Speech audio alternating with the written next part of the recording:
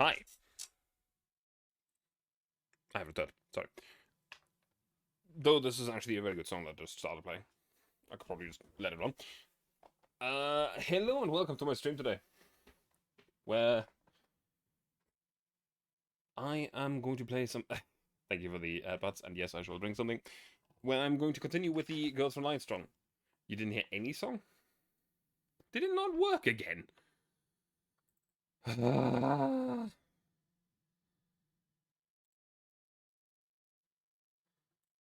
Motherfucker. I was playing music throughout it, and I even checked whether or not it was set to Spotify, and it was! And yet apparently didn't play any music. Fucking great!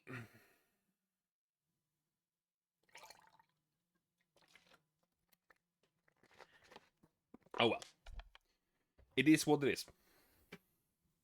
Hi. As I was about to say, we are going to continue with Girls from Line today. Girls from Line 1, specifically. Where last week, on Wednesday, I think we played it, we got a bit of a way into convolutional kernel. Not too far. Like 5 or 6 maps, I think. I remember that Bakasura went just before we did the last... I went to bed just before we did the last mission of the day, or last story bit. So I hope you're not gonna end up being too confused.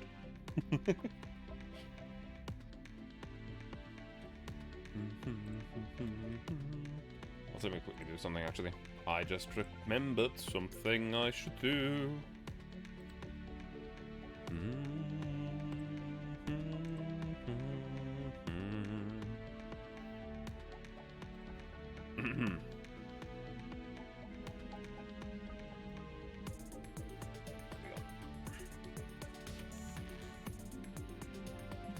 There we go. Need to remember to turn that back on later. But, convolutional kernel it is. Frankfurt is in flames. I need to set this to not hard, because that's not where we played. I think it was this one that we were... No, we already did that one. Why is it saying that this is new? This is the story of your life. Story of your life. One of these. This one. Dazzling white.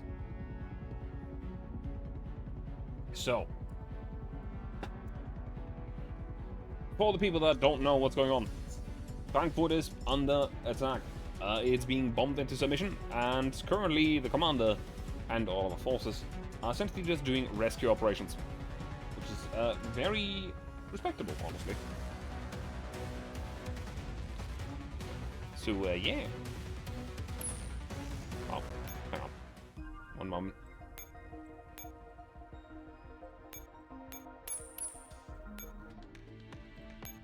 There you go. Now we can go.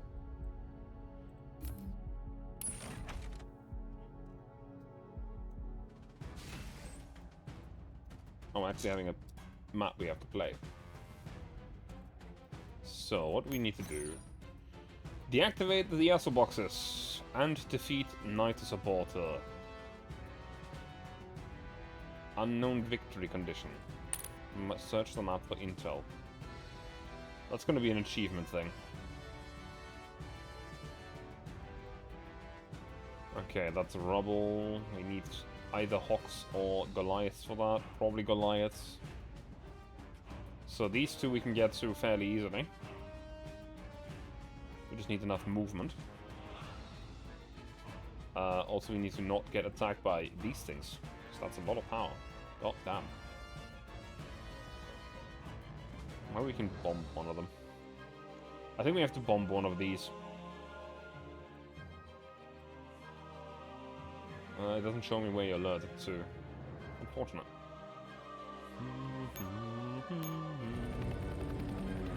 Let us spawn 2 Hawks, because why not? And then we will spawn echelons.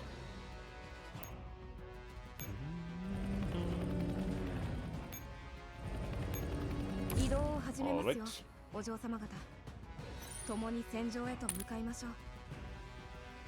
Now, where are you alerted to? That entire area? Ooh.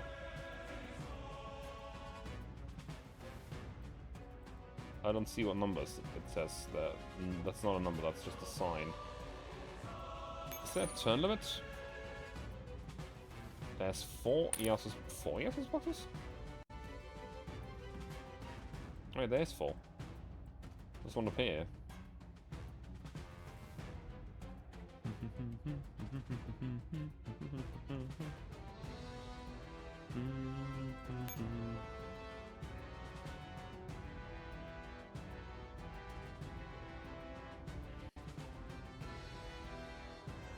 Ah, that's actually a bit of a problem.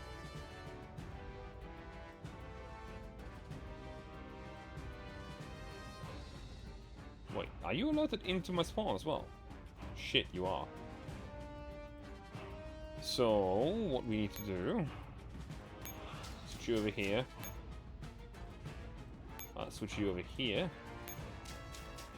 We need to leave the spawn area.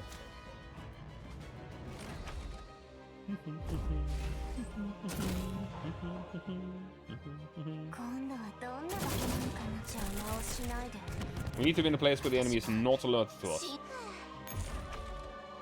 Which means we need to shimmy a little bit out of the place. So you need to go over here. That way, that guy is no longer alerted. 6 movement points, that's 1, 2, 3, 1, 2, 3. That should be fine, because they can only move so much in one turn. So you will go and disable that ESS box.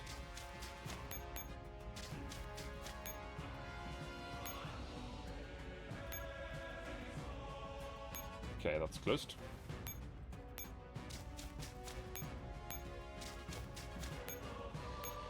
Over here. These guys are still alerted. They're still going to try to make their way down here.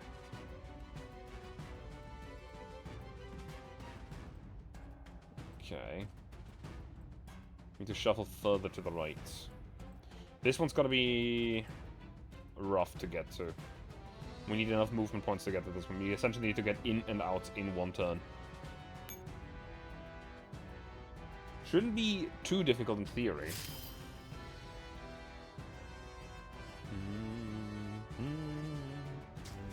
The one on the bottom right is going to be easy, because we have one normal unit patrolling, so we can just go in, disable the thing, leave, done. So we have 8 movement points. 1, 2, 3, 4, 5, 6, 7, 8. That would be death. Alright. We need to make sure this thing survives for a bit, because that is going to be part of our objective as well. If we do that too early... Where exactly are you alerted to? All the way to there. Probably bomb one of these guys using the thingy. Where are you patrolling? Only those 2 tiles. Okay, we're gonna have a bit of a setup phase here. Because we need to get out of the range of the big guys in the north anyway.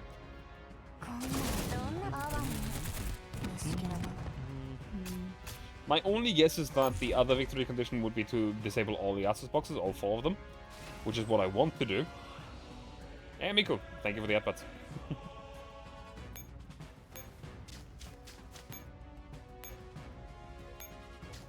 So what I'm gonna do, shuffle a little so these guys are no longer alerted.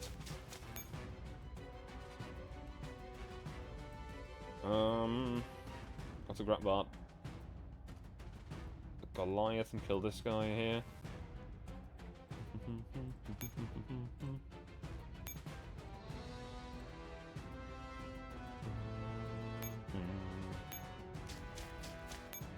Kill that one.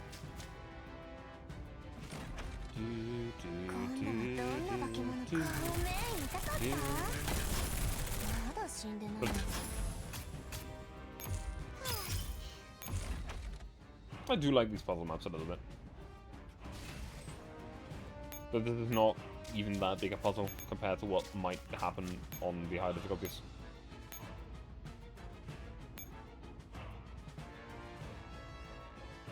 Steal a bite of a Goliath. Too heavy, dropping it. No. So we're going to ignore that Yasu's box for a moment. We can do that one last.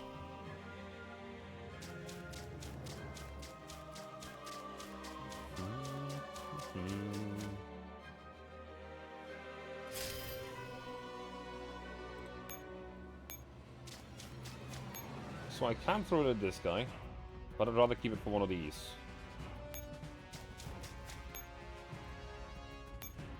Switching over.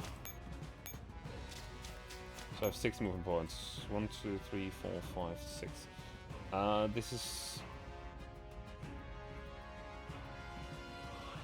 There is a timer of some sort. It says 5 on them. Maybe that first thing was supposed to say 1. 7 maybe? I don't know.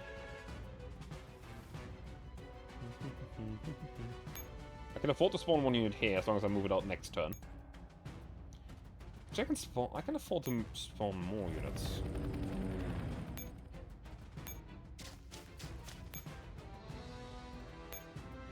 The only thing is I definitely need to keep this unit here.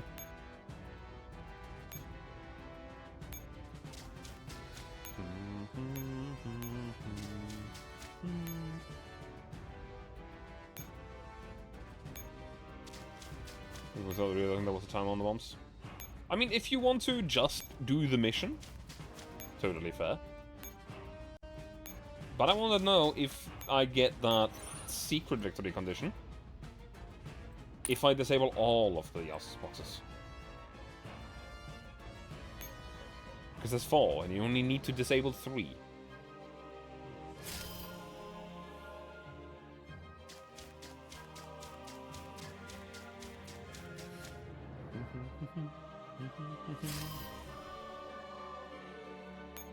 And I should be able to do it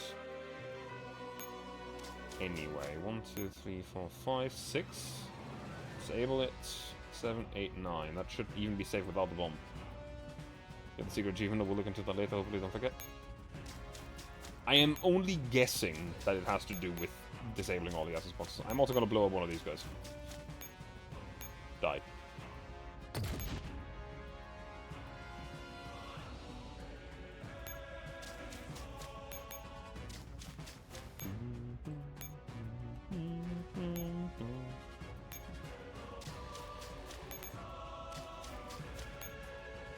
I'm going to spawn another unit here, because that squad should be able to just stay there without triggering anything.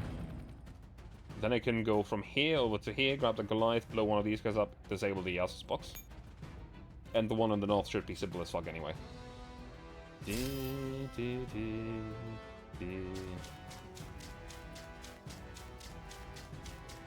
Because up here, that's just small fry.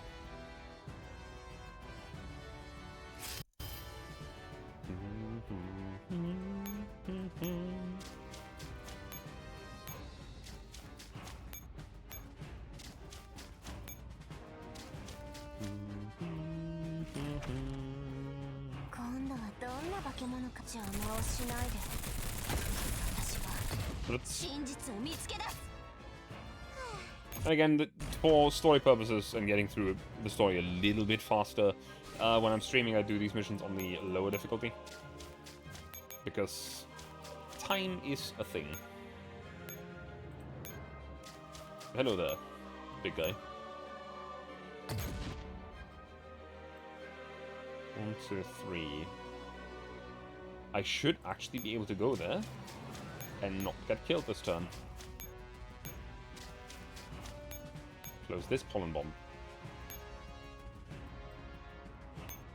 I should be able to finish the mission without ever touching that squad again.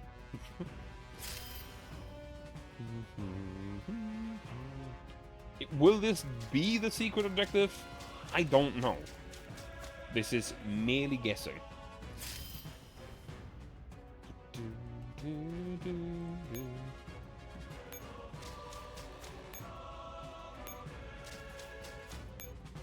I need to make sure that I don't kill this thing first, because I want to close all of the boxes.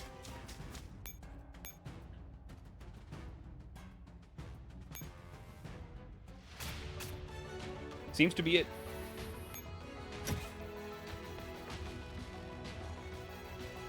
Because the normal objective would have been to close 3 and kill the unit. So, yeah. Maybe double check? Hey! Achievement achieved. Yippee. Honestly, that one was easy to figure out. Though, you know, again, if you play these missions on a high difficulty, like if I went to, let's say, I went there on Nightmare, what does the map look like now?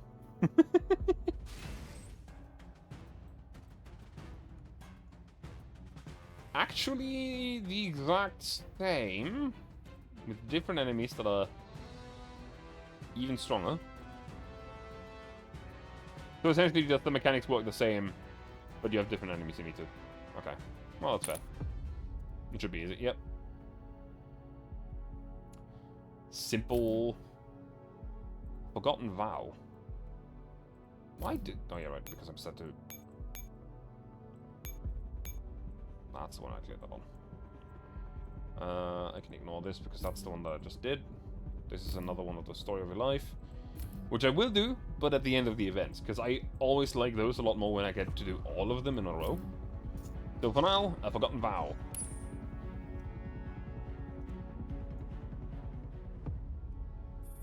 Mines Power Station.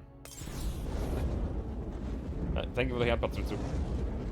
Raging flames consume the station, scattering sparks through the air. Once Falk finishes adjusting the equipment, Shadowless strides forward to begin a report. This is Shadowless from DDR2. I'm standing in front of the Mines District Power Station. About an hour ago, a sudden explosion erupted here. The entire Mines District is now without power. According to the staff on site, they were working overtime inside due to energy shortages when the accident occurred. This has led to devastating casualties. Preliminary figures show 78 dead, 237 injured, with many still missing. Nearby residents report that because communications are down, despite immediately sending representatives to the police and fire departments to request aid, no response has come. All staff seem to be already dispatched. As of this broadcast, not a single police officer, firefighter, or medic has arrived on the scene. Help is needed here. The camera pushes in, zooming in on the burning structure behind Shadowless. A window frame, warped and twisted by the heat, breaks loose and falls from the upper floors. Additionally, surviving station workers confirmed that the explosion was not caused by an air raid, but originated from the underground pipelines. The cause remains unclear. We will continue to follow the story. Falk nods and shuts off the camera. Shadowless exhales in relief. Just as she is about to walk back toward Falk, eyes catch a man standing not far away. A face both familiar and estranged. Falk, can you please give me a minute? Falk gives her a glance. He asks no questions and quietly steps aside with the camera. He stops at a spot that's close enough to keep an eye on her, but out of earshot. The man nearby slowly approaches. It's been a long time, Shadow. What are you doing here? Why are you here? I was passing by and just so happened to see you. I really didn't expect to see you here. I'm surprised too, Kevin. Say, do you think Frankfurt, having been razed to the ground, can ever be rebuilt?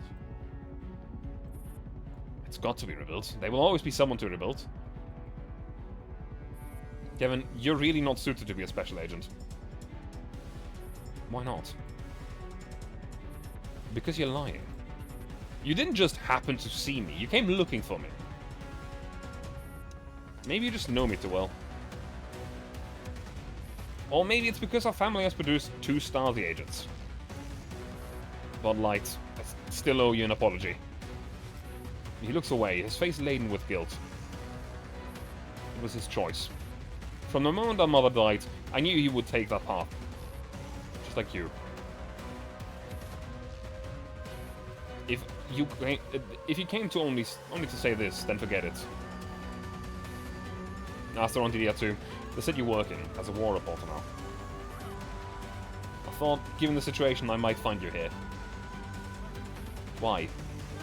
Because the power station is an obvious target. True, everyone knows that. Yet so many still chose to stay and work here. Already 78 dead, 237 wounded. Most of them will die from the lack of rescue. They'll die at the posts. Is this what the big shots, the ones in power, want? Countless civilians giving their lives for the whims of the few. To them, these are just numbers, necessary sacrifices.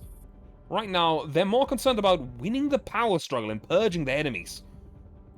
While the people truly in danger, their so-called voters, get absolutely nothing. I'm sorry. I'm not blaming you. The ones I blamed wouldn't care about my words anyway. I know. All I can say is I'm sorry. Shadow, it feels like I've only ever said sorry to you, and still I have nothing else to give other than my apologies. When we were kids, Light and I dreamed of being legends like your father, Ulrich.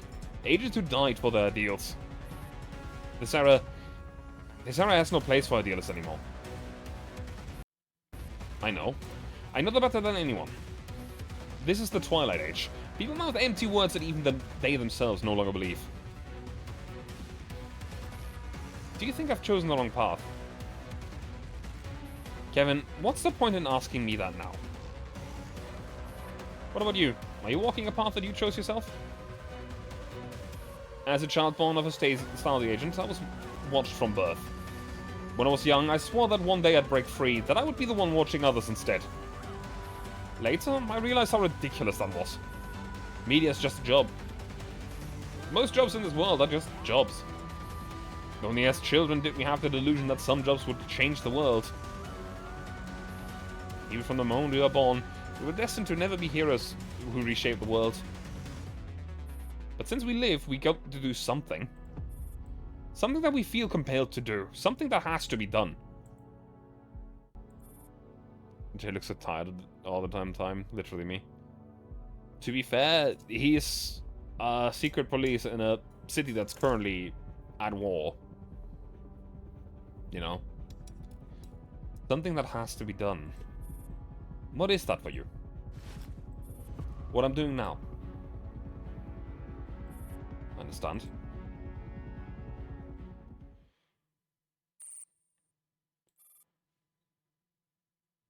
Jay has had it rough. Command room. A call comes through an encrypted comms channel. It's me, Commander. I received the possible locations of the access boxes. Thank you. I will dispatch a team. I only passed you the information. You're the one who's doing the real work. What matters is you thought to pass it to me. I'm sure the Stasi has its own missions. I just thought... there are some things that only you would be willing to do. Thank you. No, thank you. After all, this is my country. My people. No, Agent J. When they're in my sight, they're my people too. Why? Because this is something that I absolutely have to do. It's something that has to be done? Yes, absolutely. For a long time after I left service, I'd forgotten why I picked up a gun all those years ago. I forgot the distant promise that my past self had made. But I once promised someone. To become a hero. To win the medals and the glory. Who hasn't said silly things as a child? I once said I'd grow up to punish evil and defend the weak. I don't think children's words are silly. It's just that we still had ideals back then. But now, everyone has forgotten their ideals. In the world of grown-ups, there's only interest.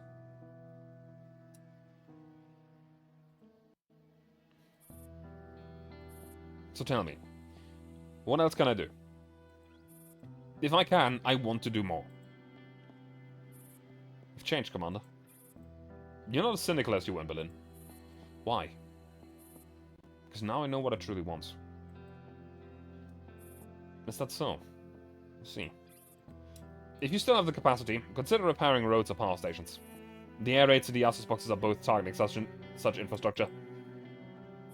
Understand. Has the government deployed repair teams? How long will the repairs take? They send all available crews, but as you know, progress is poor. Why? The bombing has crippled all transport in the city. Crews can only reach sites on foot. And because the interim regulations for doll security, Frankfurt has very few dolls available. Most of them are probably on board the Elmo with you. Let's see. Commander turns on the tablet and looks through the teams currently on standby. Now, Paul locate the repair crews and dispatch nearby squads to assist. Yes, Commander. In a silent winter night, the frigid wind howls through the smoke of war.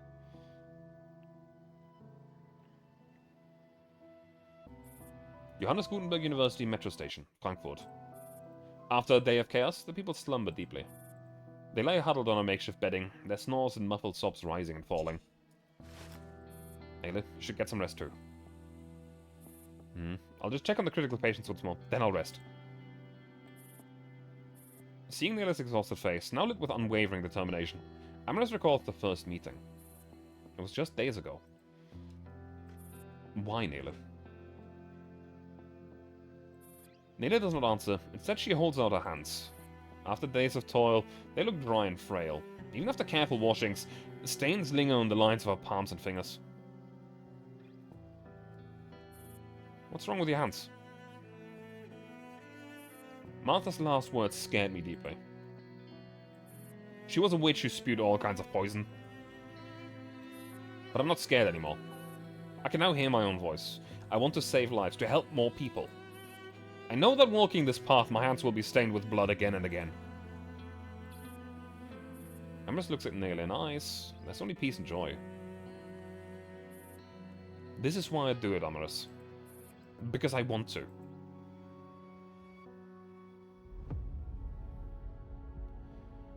The more you carefully wash your hands to dry and warm the look. I am very well aware, during the corona time, we had to wash our hands incessantly at work.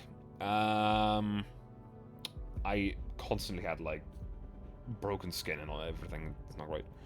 When the other city is at war, it really brings you back to the old times of great city-states in the Mediterranean. Well, it is technically more than just the city. It's just that Frankfurt in this universe is... It's more than just a city. It is gigantic. It has grown to the point where it has absorbed multiple cities around it into Frankfurt. Which is weird. The path to a new world. Kind of like the Greater Turkey area, I assume? Sort of, yeah.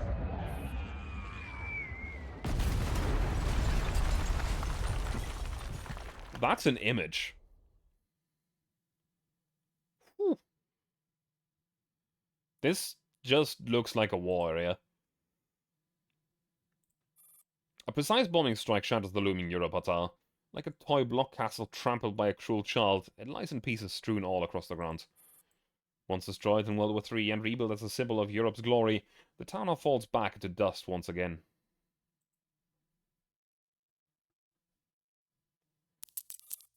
Within the beasting system, the destruction of the Europatar is meticulously recorded. The new Supreme Administrator, Heber, compiles and synchronizes the data into the system.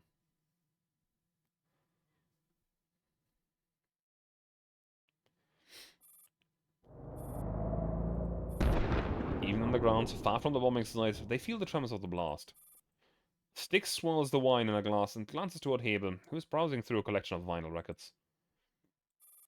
An air raid has nearly wiped out everything we set up in Frankfurt. Says to Heber, what is all of this for? Heber lowers her eyes, selects a record she likes and plays it on the turntable. Taking in their silence, Styx mixes a drink and offers it over. Sister, you already hold the highest authority in beasting. Shouldn't your loyal companion at least Shouldn't you give your loyal companion at least a hint? Heber accepts the glass with a smile and pulls Styx down to sit with her. I never meant to hide it from you. I just need to gather my thoughts before I can explain the whole story clearly. Fine, sister. I'll wait until you're ready. After all, time's the only thing we have plenty of now. True enough, everyone in Frankfurt is busy scrambling around these days. Only we have nothing but free time. Gentle music drifts through the air as Heber quietly sips a drink. I have to admit, it was only after becoming an administrator that I finally understood why Nemrun was in that state. I suppose I should start with the origins of the beasting system. If I recall correctly, The beasting system was first developed for the Stasi as an intelligence platform, right? Mm-hmm. Paradeus was ordered by the Stasi, or rather, by the forces behind Father, to create it. So from the very beginning, the system was built specifically for the Stasi. It became two supreme administrator keys, one held by the Stasi under the codename Preacher, and one held by, and the other held by Nemrin under the codename Kalima. Nemrin went to Moscow for the development of the system in the Neo-Soviet Union? Yes. But the Stasi's Preacher lost his position. So for us, the beasting system was no longer secure. Then why did Nemrin continue maintaining it? For the same reason why the Stasi have also continued maintaining it. Neither wanted to abandon the system. Quite the contrary, both sides wanted to monopolize it. And so the struggle between Preacher and Kalima began. He raises the finger with a faint smile. That struggle is the same one between the Stasi and us now. Neither side can expose the other in the open, but neither will ever let go of what we have. Styx nods in understanding. There was also calls of the coronation storm. They played a part. When disagreements pile up to the point of being irreconcilable, war naturally follows. Isn't it simply humankind's insatiable greed that causes wars to erupt again and again? That's true. It was that man who sought to direct the coronation storm, hoping to reclaim the power and position slipping from his grasp. But humans grow old, and that is their weakness. And so he failed. So that man wanted to use the coronation storm to seize the control of the German Democratic Republic. That's why he staged a show with Carter. No wonder they still dared to wage a war on both fronts, even though the access boxes that Bramit gave them was nowhere near enough to topple Moscow. Because those planes did not take off from the Neo-Soviet Union. What do you mean? By the time Schweinsteiger's plane landed in Frankfurt Airport, he was already dead. But though the body perishes, authority does not. Whoever holds that authority is the true initiator of the coronation storm. So, in the end, what destroys humanity has always been humanity itself. That man sought to relive the glory of World War III through military force. Lady Laplace wanted to unlock the relics by unleashing a bloodbath in Frankfurt. Carter didn't want the UNC to form. And Father wanted to seize Paradeus, to make Paradeus his alone. To us, it doesn't matter who Father is. Whoever dictates our base layer, that is Father. Yes, this has always been humanity's own game. By the way, there's something interesting. He smiles mysteriously and puts up the final traces left by Nemrin in the beasting system. Coronate. No, it's a different... Yeah, I know, I've made the joke myself. Doesn't look like anything special to me. She just added some new files and modified some authorizations. Nemrin already knew how things were going to end for her. Why bother uploading these files?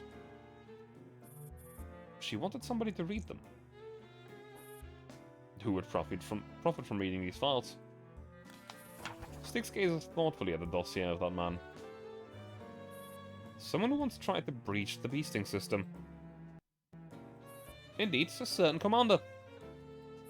These files don't require special access, just break the auto encryption and you'll find them. They weren't meant for you or me, nor the Stasi either. Who else could it be? Why? Why would Nemrin do this? Heber shrugs and raises a glass. We have always been pawns, meant to be discarded eventually. Nemrin saw it all. Styx sets the glass down glumly. I thought we would have a place in the new world, but we never did. The heavy door swings open and Morido strolls in lazily. Who says you don't? Still savoring the blood on her hands, Morido flashes a taunting smile. Morido. I came to tell you this. No, we are not pawns. But we must choose a side. Which side? Lunasia's. Because whoever holds Lunasia wins. It's still too early to say. At least wait until the blood at Frankfurt flows enough for her to be born. But isn't Lunasia on father's side? Sister Styx, having disguised yourself as human for so long, do you really believe you're one of them? Lunasia will never see herself as father's sister. Lunasia considers herself only as the key to the relics. And what she wants is to unlock them and to wield their power. So we have a choice. Of course we do. If we guard the final procedure and make sure she is born safely, we can become Atholois and enter the new world together. Mordor sits down beside them. When does this war end? Very soon. The man is already dead. The army meant to back him has collapsed. And without support, can't kind of withstand the Neo-Soviet military. That's humanity. Always laboring in vain. Mordor pours herself a drink as well. So who are the traitors? Who are the heroes? Perhaps in this operation, it is we who are the heroes. I have a quick question. In the last event, wasn't Mordor being hunted by the rest of the Phi? AK-15, 94, and AK-12. And wasn't AK-15 right behind her? I'm a little confused. Because only we remain true. From the beginning to end, to the real father, the true key, the true emissary of the relics.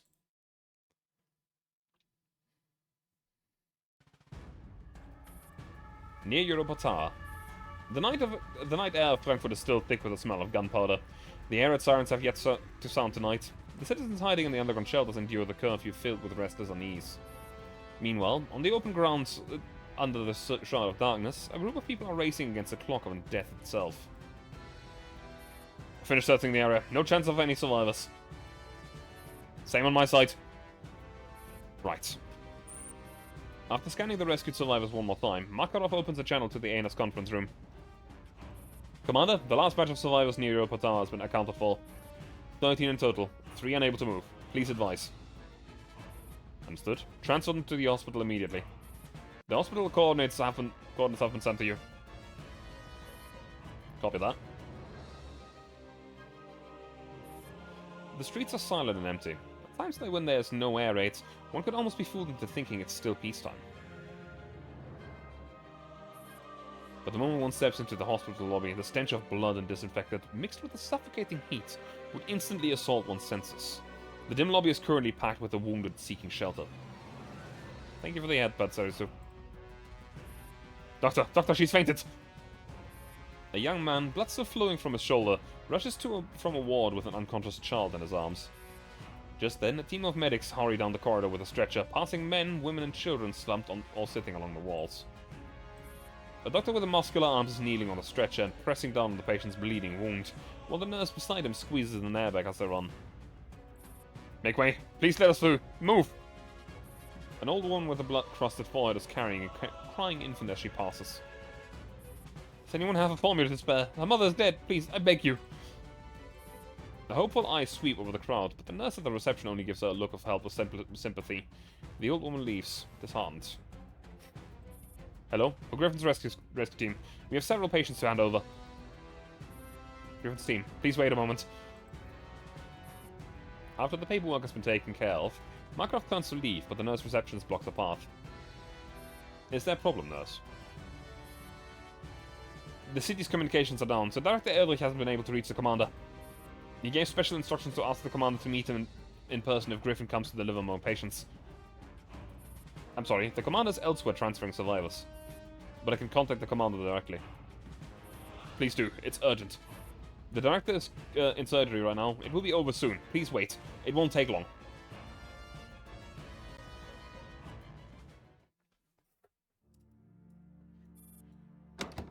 Half an hour later, Makarov hears the office door open.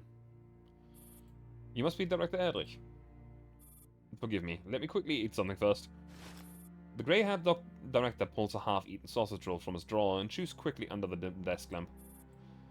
30 seconds later, the weary old man finishes his lunch, or rather, his midnight snack, and regains a little strength. Now allow me to introduce myself. I am Fred Edrich, the director of this hospital. There's something very important that I must immediately discuss with your commander. The nurse already explained. The commander's on comms right now. Hello, Director Edrich. I'll be right, Commander. I know you hold the Stasi Special Pass, giving you free access throughout Frankfurt. May I ask you to... Sure. The commander's immediate answer startles the old director. I haven't even said what I need from you yet. Our goal is the same, saving lives. I know the hospital is in trouble. If you've come to me, it means you believe I can help. So tell me everything, without hesitation. Makarov, record the director's needs and relay them to Ro and AI-18. Yes, Commander. Thank you, Commander. With Frankfurt's communications cut, power still not restored, and transportation paralyzed, we've abandoned hope of transferring patients elsewhere. All we want is to provide stable treatment here, but a shortage of medicine is catastrophic. Need us to transport medical supplies. Yes. Too many are waiting for anesthetics, antibiotics, and...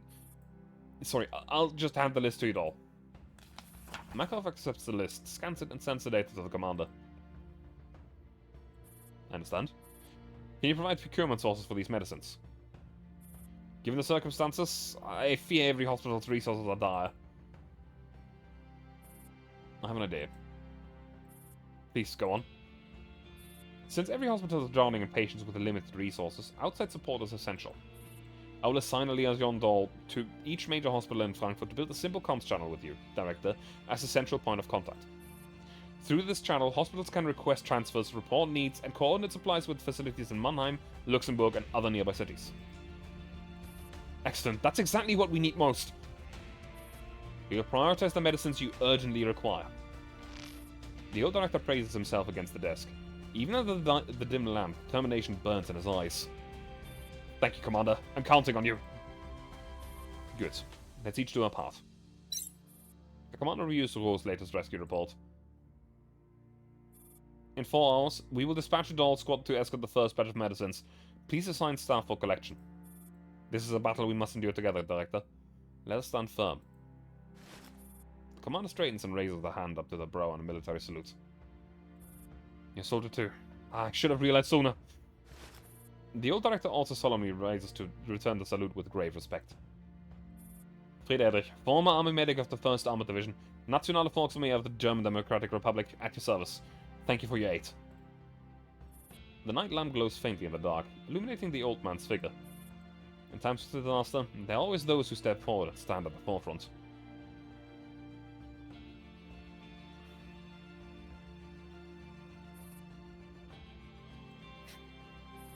After leaving the director's office, Makarov signals the squad to move out. Commander, I have no objections to transporting medicine, but given Frankfurt's current road condition, 4 hours may not be enough for us to even get to a depot with supplies. That's right, Commander. Not to mention, many roadside buildings are on the verge of collapse. We must stay alert for falling debris. Just back at Europatara, 18 nearly turned to a squashed tomato. Ha! If I hadn't dodged in time, Commander, you would be seeing me now. Makarov shoves aside the two trying to butt in. Commander, I didn't bring this up for them to jump in with their complaints. I'm simply trying to suggest making the clearing of major roads a priority. Not only for us, but also for the hospitals, police, fire brigades, and citizens alike. You're right, restoring the roads is also a crucial task. The commander ponders for a moment. Let me work out the details. For now, proceed to the coordinates I gave you and secure the first batch of supplies. Understood?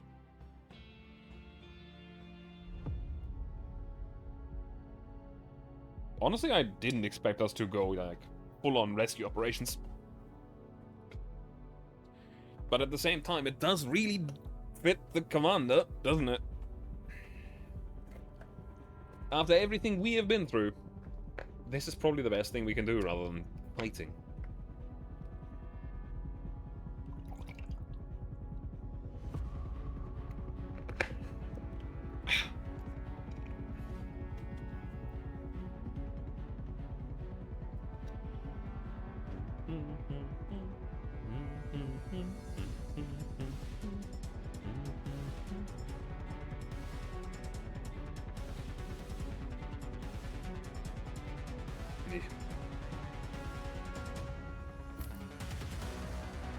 The long night stirs in desolation.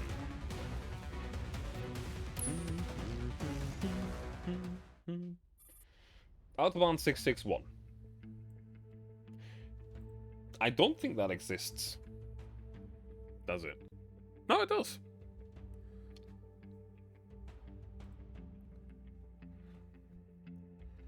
It's fairly short, all things considered.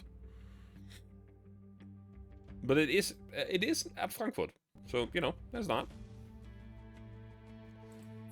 Late at night, the road lies in deathly silence. Derelict vehicles sit quietly on the shoulder like relics of the end times. After a long trek, Team Palette finally reaches their target destination. AT-52 plops down on the hood of an abandoned car and starts complaining. Nah, can't go on anymore. Stop whining, we're here already. We just hauled dozens of kilos of medicine on foot to the hospital, and now we're clearing the Autobahn. The weight of all this work is crushing me. You're finishing the mission, even if you turn into a can of tomatoes today. We're short on hands, and the commander's also under huge pressure. We can't afford to drag things out. Makarov checks the time. We rest here for 15 minutes and wait for the other squads to arrive. AT, rest up all you can. 92, help me set up the markers. Got it. Makarov and Type 92 hang up road clearing signs at the highway entrance.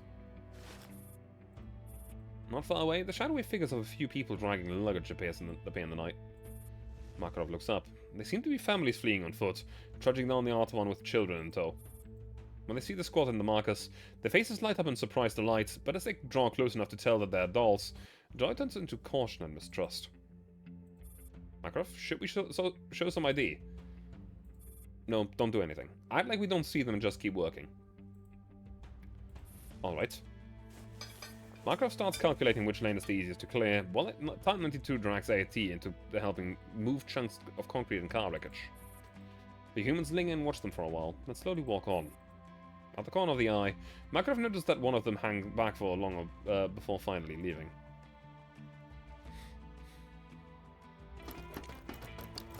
Sometime later, more squads arrive to help. Makarov finally finishes the mapping of the clearing plan, just as everyone is ready to get started. AT passes the spot where the humans have passed through earlier and cries out in surprise. Whoa, look! Supplies just spawned here!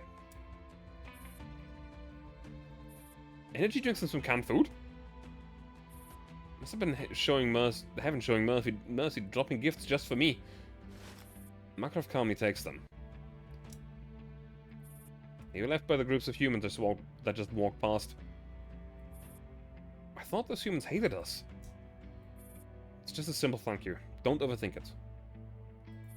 Maybe it's because they thought I'm cute?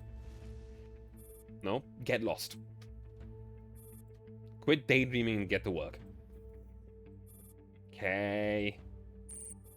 The Dawn Squad starts clearing debris off the road while Makarov contacts the commander.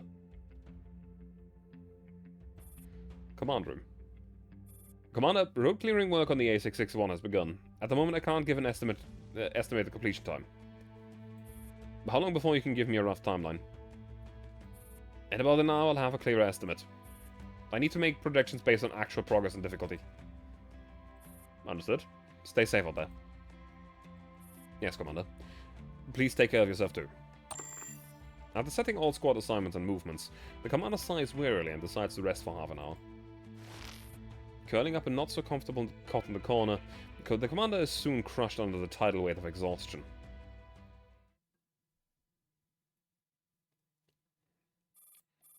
The commander feels their soul drift away from their heavy body as they sink into a deep sleep.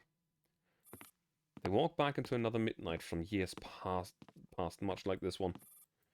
Back then, they were younger, more hot-blooded. They have once again returned to that train carriage in their memory.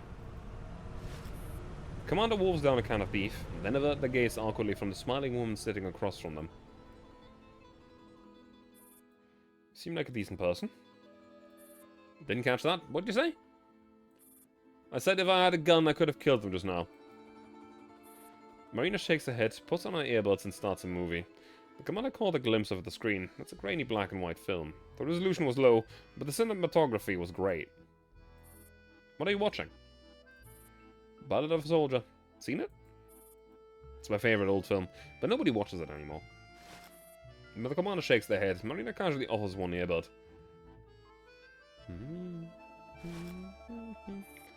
Half an hour later, the commander looked up at Marina, thoroughly unimpressed. This is your favorite movie? I thought it'd have a huge battle scenes. It does. Alyosha takes out 2 tanks right in the beginning. 2 tanks? That's it!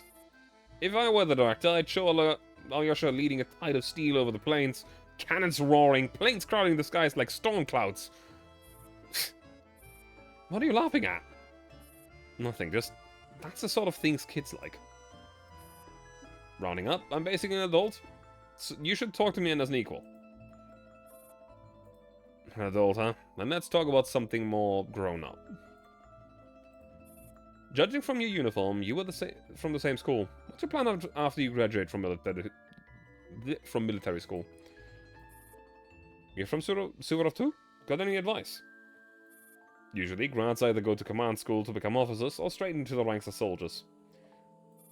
And if I don't want to join the military? Apply elsewhere, study a subject you like, build a different career. Honestly, I'm not really sure myself. I only got into cadet school through the benefits given to war orphans to stay off the streets. I can't be sure like I like the military, or even want to be a soldier. It's like I was, but you're just like I was back then. I don't want to turn into you. That's fine. You've still got time.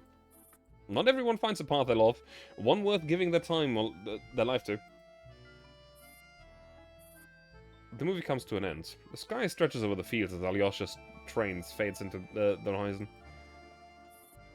That's all we have to tell you about our friend Alyosha Skvortsov.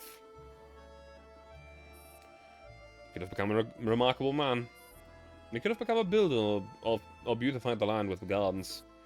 But he was, and in our memory will forever remain, a soldier.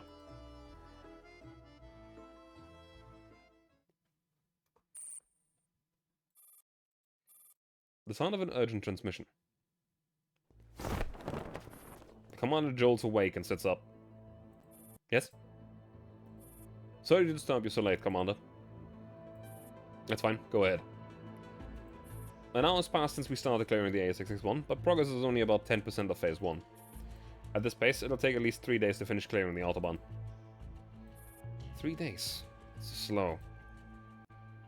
We need more manpower, Commander. I understand. Let me handle that.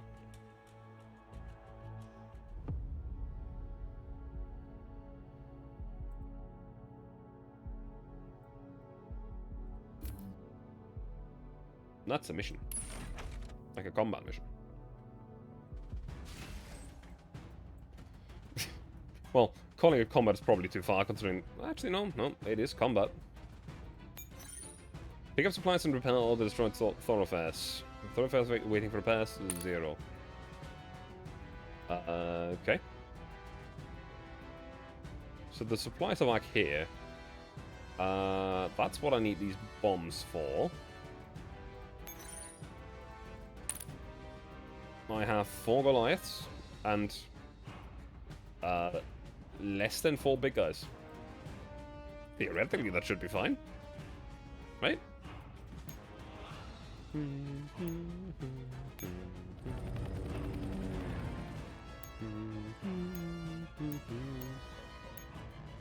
I have a squad I can send against them? That is assault rifles, no. Then rifles it is. And then some ops.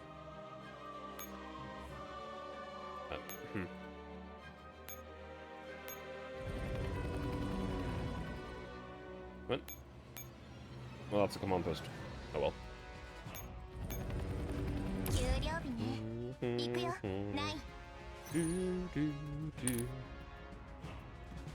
Destroy thoroughfare, destroy thoroughfare.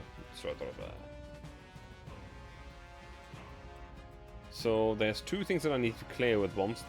Now there's an explanation as to why there's 4 explosives.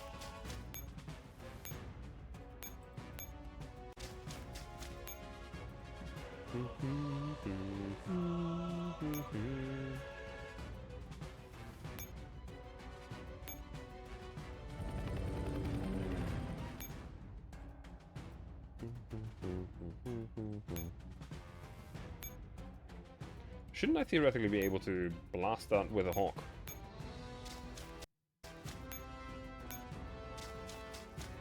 Yes. Pop. And now second time. Pop. So that thoroughfare's cleared. Which means I can go through there. However, I first need to grab another explosive.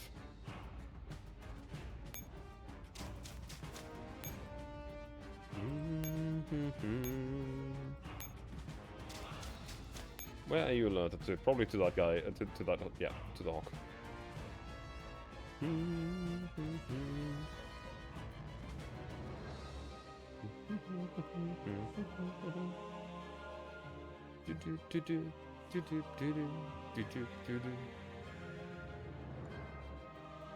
Alright. I have one more movement point, so I'm just gonna spawn a second hawk, I guess.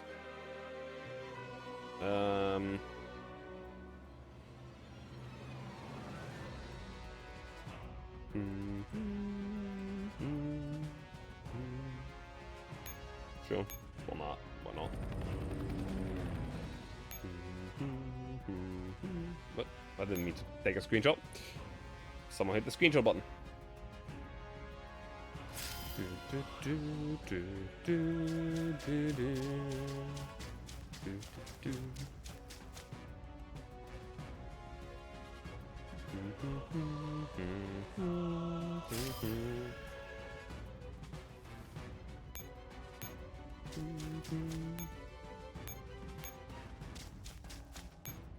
Switch. Switch again.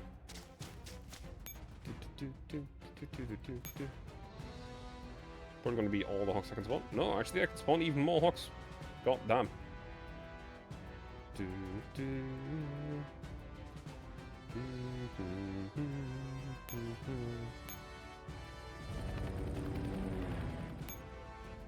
I don't really see a reason in doing that, but, you know, it's possible, so why not? I'm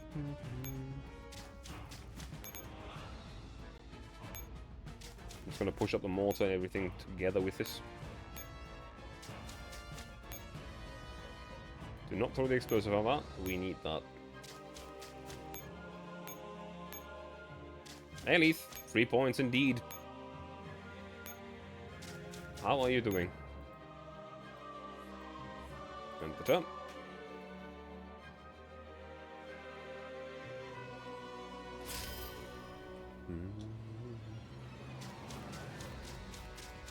I am tired. I slept incredibly badly yesterday for a very short amount of time. As full moons tend to do to me. It's very unfortunate. I could barely sleep. Yeah. It is what it is. I was about to say, could you please tag that thing in the back?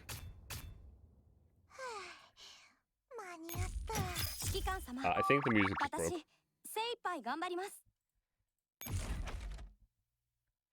It's been a while since we've had that happen, actually. The music did, in fact, just break.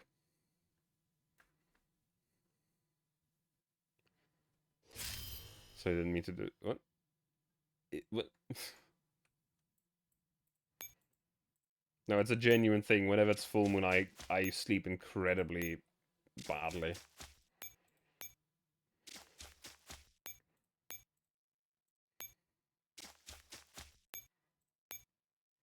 The music is too good to break. But it did. It's no longer here. It ceased.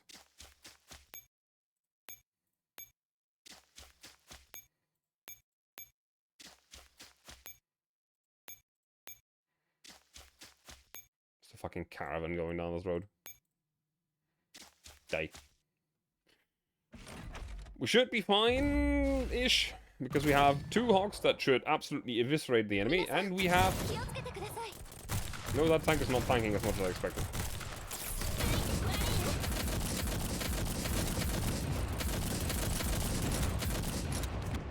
It actually worked really well, never mind. Almost thought it was a blood moon eclipse, by the way. That's amazing. I didn't see shit of it. I heard of it, and apparently an aunt of mine took a picture of it, but I didn't see anything.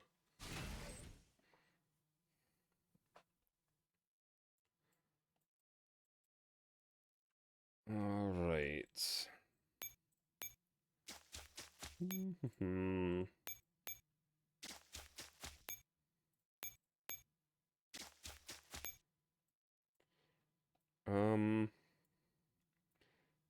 This one moves 2 tiles a turn. Wait, 2 or even more? Oh, 2. The black moon needs... no, the black moon was here. But they can have this so fucking cool. I've never seen a blood moon. I know they can exist. But yeah. Honestly, it is more likely that the eclipse wasn't visible here. Because eclipses are very positionally dependent. I think the way that happens is way cooler than the fact that it happens. I actually wonder how it happens, because I have no idea. Kill.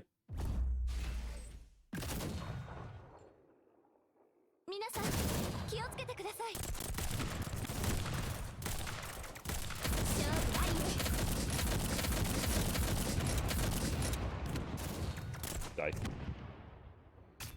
IWS is awesome.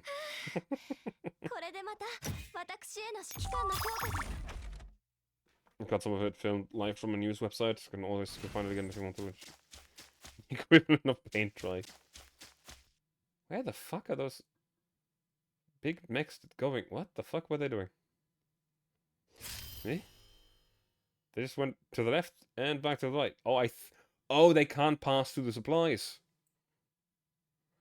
I see how it is. Aha. That makes this a tiny little bit awkward. Not gonna lie.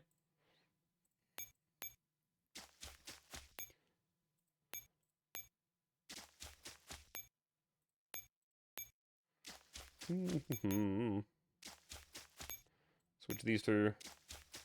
You go attack to over here. Kill. You should have recovered at least most of the strength of this one. Yep. And this squad is not exactly dangerous. Because of the light wavelength, red light is more likely than other wavelength to be refracted by the atmosphere, causing around the earth. Oh yeah, pretty cool.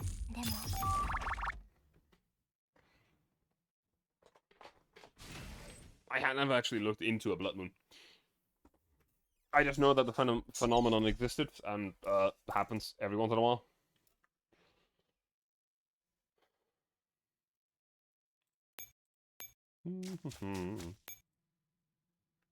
Ammo exhausted. So one of the hawks is actually not useful anymore right now.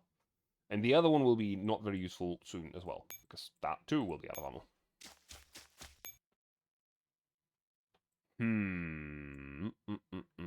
I need to consider my options here. One throw bomb. Nope. No, I don't like that. I need to go in, throw the bomb, go back.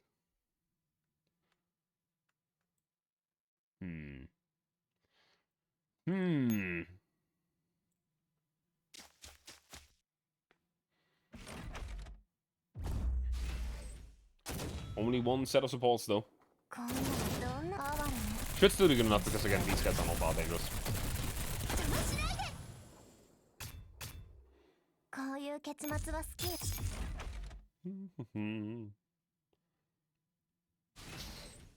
Throw the bomb at this guy. Kaboom. Now this guy is able to move 2 tiles, which is why I need to retreat. Because fighting that is completely unreasonable. We now need to wait here until he walks into our face, where we can then throw another bomb into his face. That'll be good.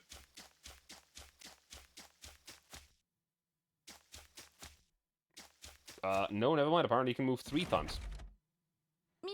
Shit.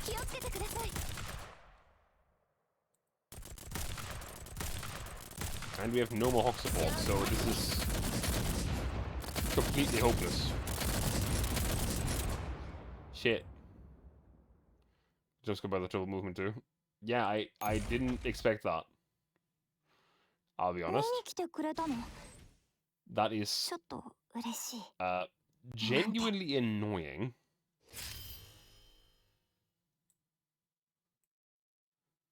Because I now need to... No, I should be able to do that. You pull back to over here. You back to over here. And you pull back to over here. Retreat so we don't get run over by that thing. I expected double movement, not triple. Because it doesn't say a number. Usually when they have triple movement, they say that they have a number next to that.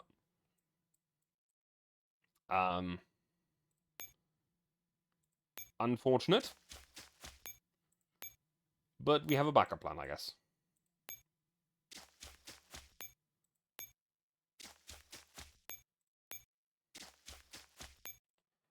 Let's spawn another squad. Which will essentially just be the same squad again. Ta-da.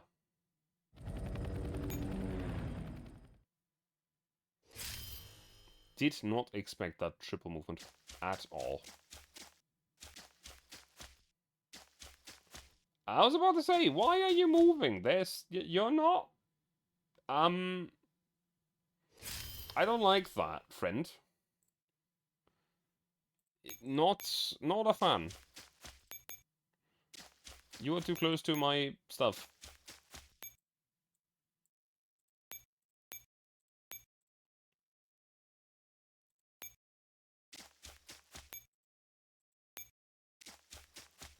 Have a bomb.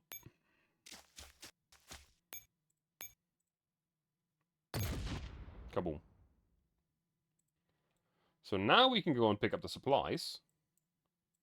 We can even take this hawk. Bring it to the thoroughfare down here. And blast that to smithereens. Come on. Kaboom, kaboom. So now only 2 of them actually need repairs. Oh, stop.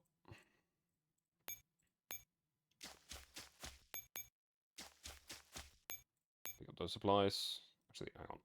Cancel.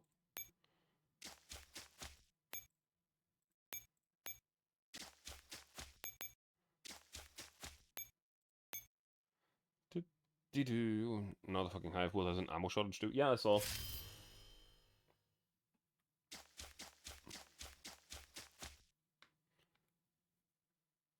The thing is, while it's cool and everything, it's just not quite the same as the Creek.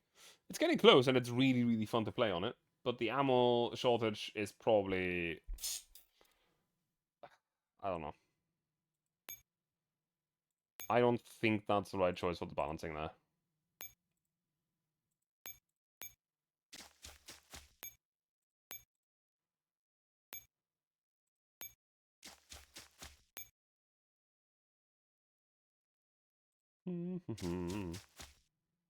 Die.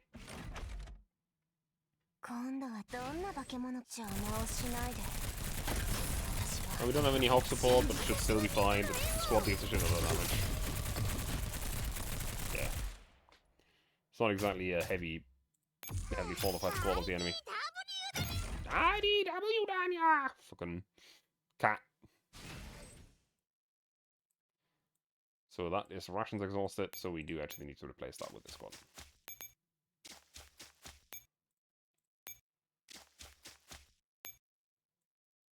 But that should be fine, because this needs to go up here anyway.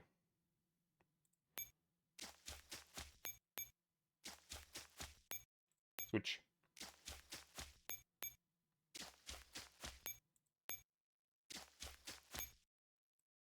Do we need to place the supplies here? Seemingly, yes. Was that enough? Focus rating for repairs, okay. This one should be that.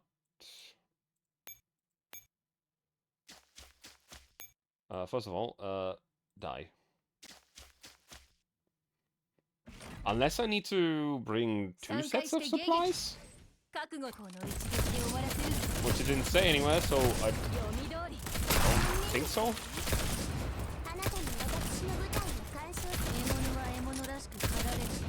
Big rifles.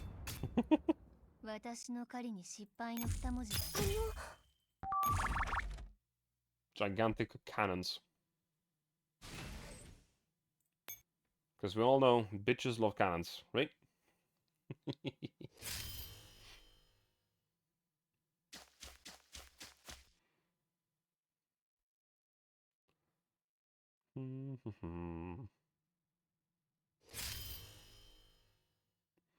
Can you pick up a second? No, you can't.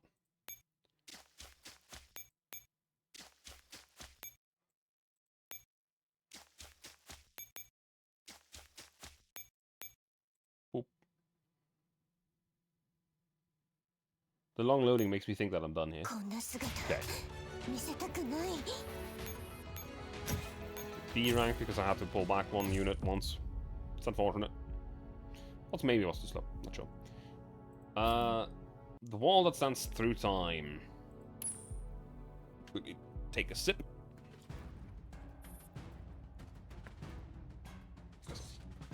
Talking and reading a lot, you know.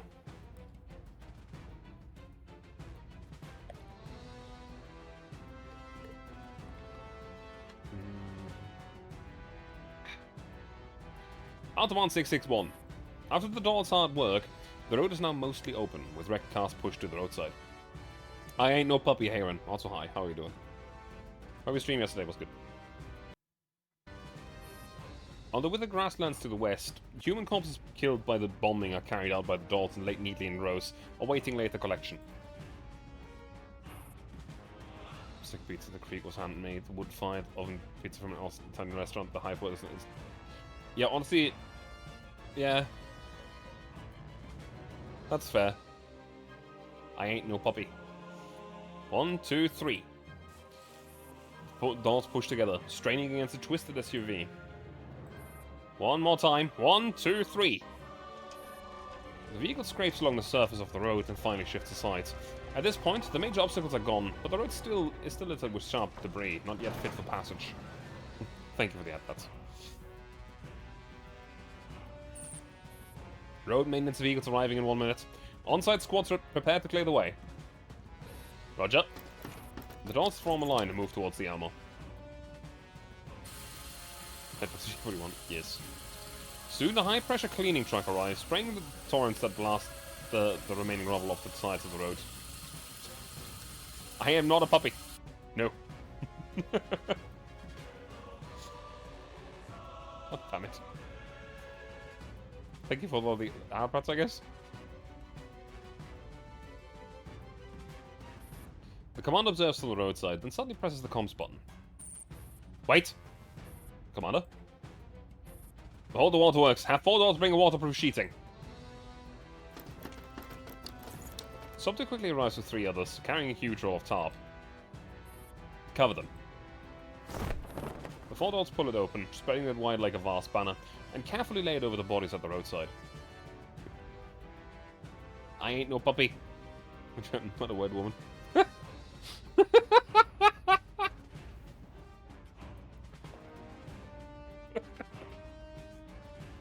Jesus Christ.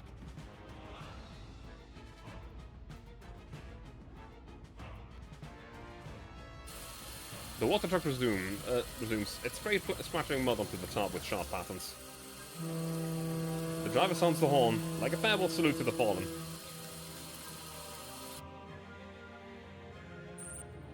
Commander, drones report the road ahead is clear and passable. Good, let's move out. The city alarm starts blaring all of a sudden. The commander's face darkens. Bro, shut off the ammo's radar and deploy the stealth canopy. A-15, keep a close eye on all the patients in the hall. Make sure no one moves. Understood, Commander. Roger. Shutting down radar. Activating EM shielding. Activating IR masking. But the canopy, Commander, we should evacuate. Staying here is riskier. Who said we're staying put? Bring out the auxiliary vehicles. You mean stretch the canopy between the front and the rear vehicles? Yes, we can sync the auxiliary vehicles to the ammo system. Move as one, use the drones to extend visibility.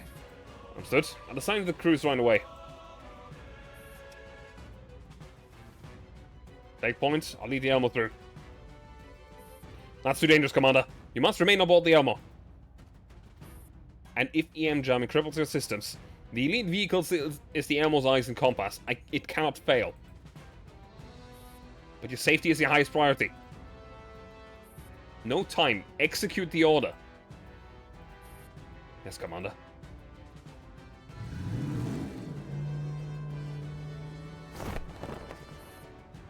A bluish-grey canopy of radar-absorbent fabric unfurls, draping over the Elmo, pulled toward the both ends by two vehicles. Palm-sized drones buzz alongside, feeding Ro a full perimeter view.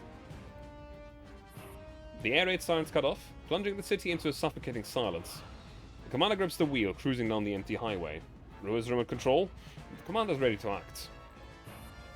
The wind rustles the canopy, outlining the Elmo beneath the fabric. Still no fight engines in the sky. Commander's unease only deepens as they glance constantly in the mirror at the sky above Frankfurt. Suddenly, white streaks across the skyline. Missiles! Good, at least it's not bombers. The commander breathes a sigh of relief. The chance of the Elmo being struck seems far lower now. No, not good. Better if nothing came at all. The speculation creeps in. What are the targets? How many casualties?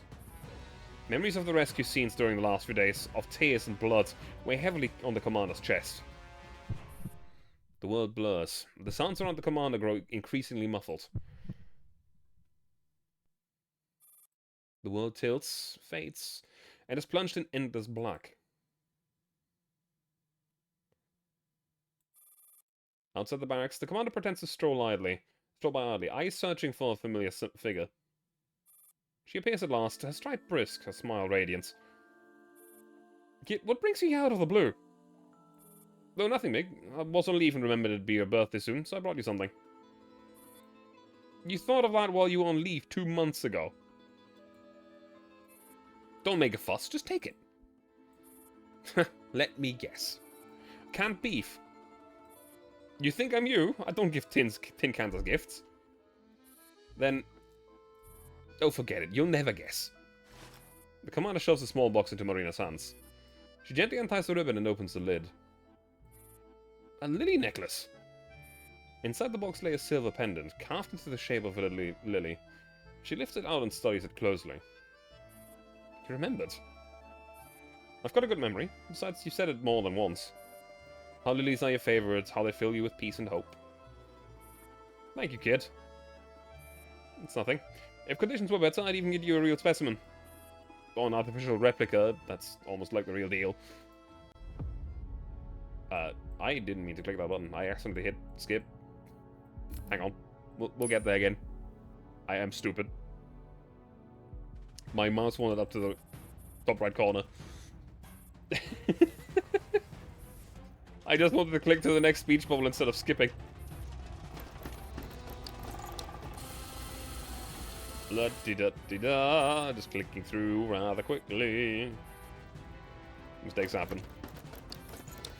Also, that makes me wonder whether or not, like, that fading to black was getting hit by a missile or not. Hi, Wolf. I'm doing alright. I'm chilling. Don't mind me clicking through this. I made an oopsie and accidentally skipped the end part of the cutscene. Or potentially the end part. I don't know how long it really still was. Clickety click.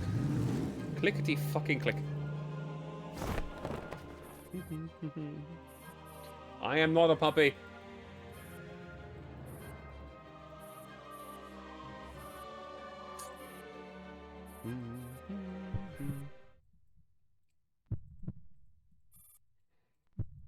No, I'm not.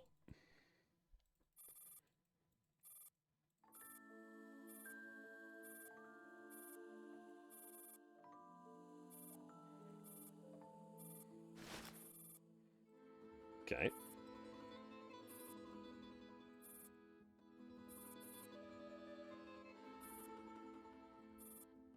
Okay, there we go. Oh, no, that's where we were. Normally, Marina would flick the forehead with a laugh. I can't flip toggle. Yes, I disabled it for today. Usually I leave it on, but the thing is that it gets very badly in the way of this game. So I decided to turn it off for today. I'm sorry. Suddenly pain. Suddenly the pain is people. I think that was missing a few words. Well, that's just because you don't know. You don't know. You're missing crucial information. Oh, I'm sorry, Killer Wolf. The floof toggle is just, I really like it, and for most games it's entirely fine, but in this game, with a lot of the dialogue and everything, it just gets in the way. Thanks for that, pet though. But she only stroked the necklace silently, her eyes glistening faintly. I ain't no puppy. Seriously, a necklace makes you cry. Is it really such a big deal? Really, it's been so long. Kid, this wasn't cheap, was it? You blow your wages just like that? I've got no family to spend it on anyway. Back when my mother was still alive, she'd place lilies on the dining table. Only once a month, on payday. When war broke out, the factory where she worked went under, and she never bought them again. By the time I started making a living, lilies had pretty much vanished from the world. There's flowers. If you like them so much, I'll get you some the next time I go and leave. If you can't keep them at the barracks, put them in your home. They'll be the first thing you smell when you walk through the door. Marina hands the necklace back to the commander. Help me put it on, kid. Okay. She turns around. The commander carefully brushes her hair aside and drapes the necklace around the neck. Go home, kid. Home? I've got no family. What home? No family, then become someone's family. That's why I enlisted, so that kids like you can live your life in peace. Stop treating me like a kid! Then call me sister. You've got no family, and neither do I. But here, we're family. Like hell I call you sister! The young commander awkwardly fastens the clasp, but she catches the hand. I hate war. More than anyone. It took my family, my friends, my mentors. It will take more still. But I must fight. For the gold star medal? Maybe. The requirements are harsh. I may never earn it. But if I can keep more kids like you alive, that's enough. How harsh? If you can't get it, just go home. I'll get it myself. Marina laughs as loud as she turns back around. That's the kid I know. The bravest Soviet. Forever my hero. Don't get sappy. If I can't win that medal, I'm sure you'll win it for me. In my heart, you will become...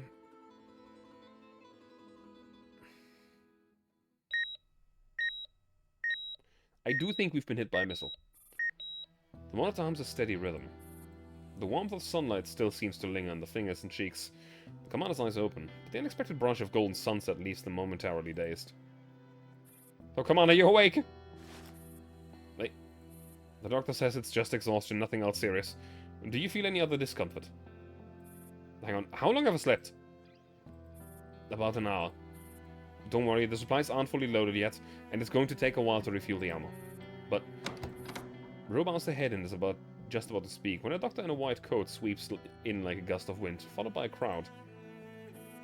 I'm Blücher, Director of Mannheim People's Hospital. Commander, thank you for setting up the temporary medical communication platform. It has helped us tremendously. Director Blücher shakes the commander's hand firmly. Thank you? But I need to go. I'm in need in Frankfurt for a lot of things. The commander starts pulling at the IV line. Don't rush. The medical supplies you require are being prepared. They'll be delivered soon. I promise we won't cause you any delay. The commander glances at Ro, who nods, confirming Director Blücher's words. As for St. Vincent's... I'm very sorry. Losing Fred is a loss to us all. What? The commander cannot believe their ears. An hour ago, enemy missiles struck the Children's Hospital of Mainz and St. Vincent's Hospital. Typical Russian strategy. A crushing sense of absurdity hits the commander. Impossible. I haven't transferred the second group of patients yet. He's still waiting for aid. Peaks for Storm is offline. The door station at the other hospitals also confirmed it. St. Vincent's Hospital was hit and reduced to rubble. The enemy has launched multiple missile strikes today. Casualties in Frankfurt may exceed 2,000. The commander tears up the IV line and springs to their feet, only to stagger from dizziness. Stop and row rush forward to steady them. Commander, you haven't fully recovered yet. We return to Frankfurt, now. Oh! I'll make the preparations. So, keep the commander safe. But, alright. Roll leaves. Stop props the commander up as they slowly head outside. Commander, you're not German. You don't serve in any government office. Why are you doing all this? The commander freezes in place.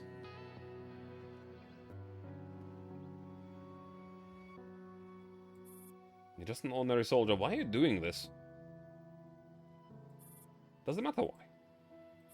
It matters. I want to know. What's wrong with wanting more medals on my chest? You're lying. Since those lofty people don't care about civilian lives, then I will care. That is why a soldier picks up a gun. If no one cares for the civilians, someone has to stand up and do something. That is the reason I pick up a gun.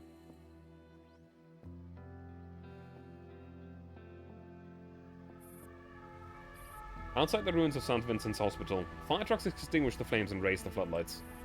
Civilians form long lines, clearing the rubble hand by hands. Each time a body is found, someone steps forward to carry it away.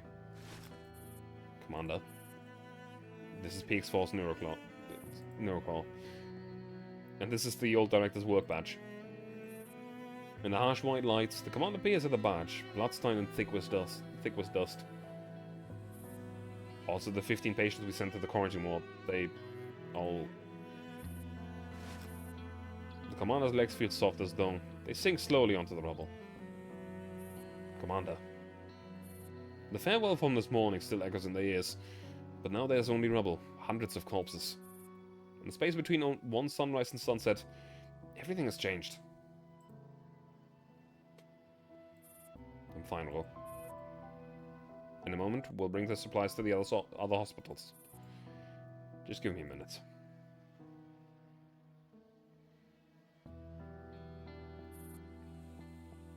Verehrlich, former Army Medic of the 1st Armored Division, Nationale Volksarmee of the German Democratic Republic, at your service. Thank you for your aid.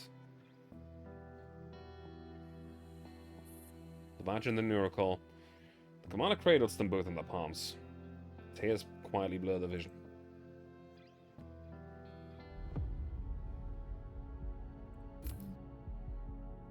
Sand and seawater by the shore.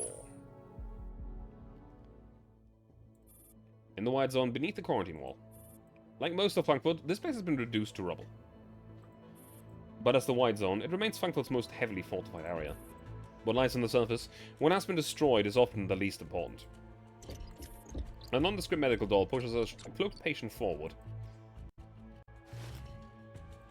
She follows a street nearly leveled to the ground and comes to a stop at a small, half-collapsed office block next to the Stasi's building number 2. She quietly produces a pass as she enters and lets the guard confirm her identity at the door. Medical doll Marlowe, pass level C2. Identity verified. Neurocloud inspection in order. As for the figure in the wheelchair, no one seems inclined to lift the hood. The guard presses the button for the underground elevator. Wiesbaden Sanatorium number 2 is open for you. Please enter.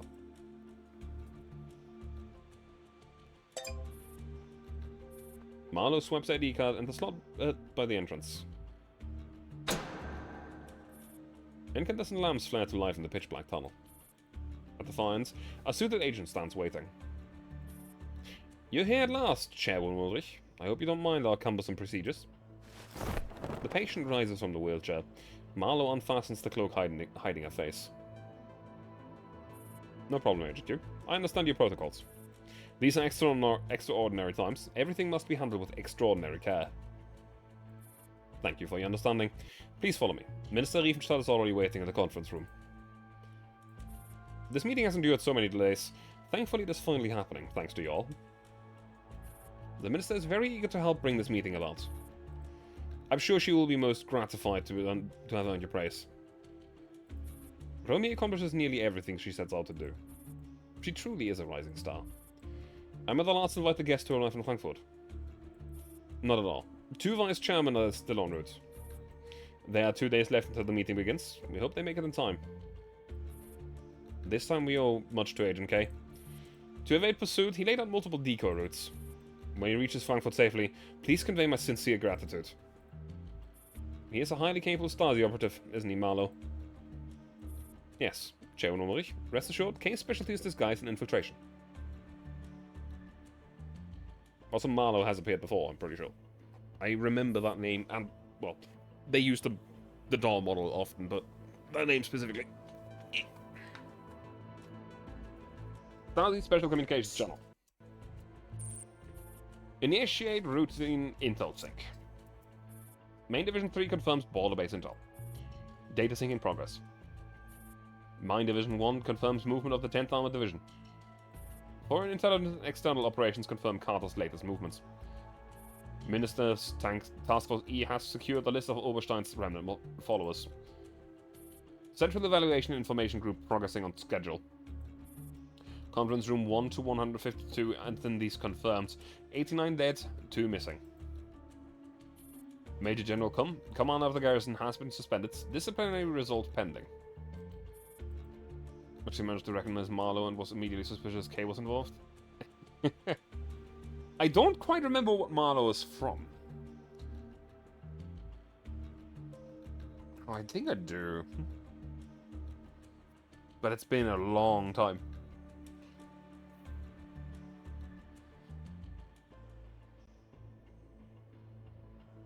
The top priority now is to make sure the meeting in Conference Room 1 proceed as scheduled. Doctor something close to it, yeah. Copy. Dismissed. Natasha, stay behind. Understood. But hey, hold on. Our offices are just steps apart. Why must we use the internet channel? Because the Minister wants you to relaunch the investigation into 2 individuals. Ballard von Oberstein and Griffin Lyons. Understood.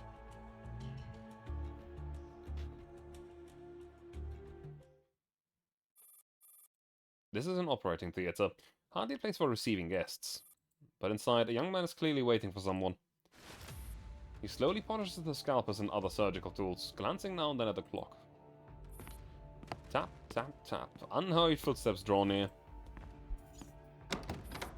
The door opens. The newcomer removes his hat in the greeting. Sorry to keep you waiting. You're late. The man removes his coat unhurriedly. There are neither dolls nor lighters present. A meeting of apparent sincerity. The Earl stands by William's side, staring at his profile and the scalpel gleaming in his hand. Mr. Oberstein, how many have inherited the codename William before you? That doesn't matter, Earl.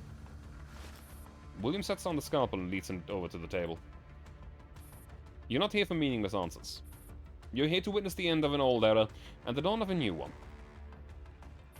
I don't deny it. You're just not yet certain how much leverage this new era will bring you. I thought you wouldn't act until I fulfilled my promise. After all, we have no formal agreement. An agreement? Nothing but ink on paper. Since I dare to act first, I'm not afraid of you breaking faith. Were you satisfied with the fate of Laplace and Rudolph?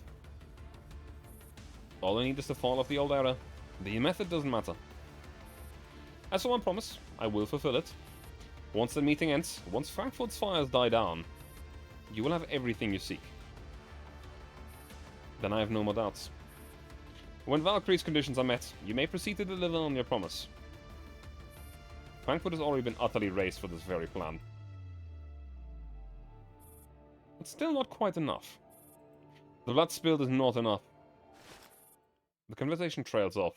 Both men sit wordlessly, letting the weight of the silence fall. Fucking Griffin, digbag. Autobahn 661. After a night of toil by multiple dawn squads, the road is once again passable. Now, under the direction of harried transport officials, the highway is open for use. Commander, I've handed over the affairs of the Autobahn. Finally, no more tearing apart wreckage.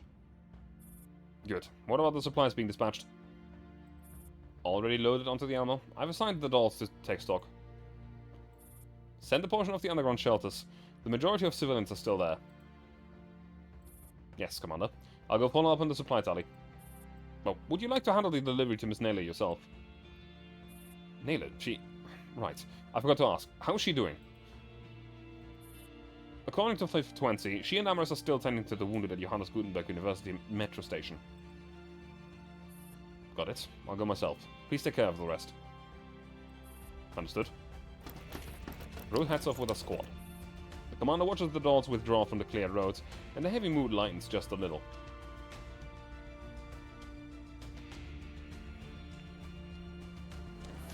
Johannes Gutenberg University metro station. The commander arrives with some emergency supplies. Ambrose have been waiting for them. Here, Commander. Ambrose pulls them through the crowd. The air has grown stale and stifling from the extended lockdown and overcrowding. The stench is overwhelming. Forcing the eyes open, the commander finally spots a pale figure in the crowd. Naylor. Busy inside a makeshift tent, Naylor looks up. Seeing the commander, she carefully steps around Patience and comes out.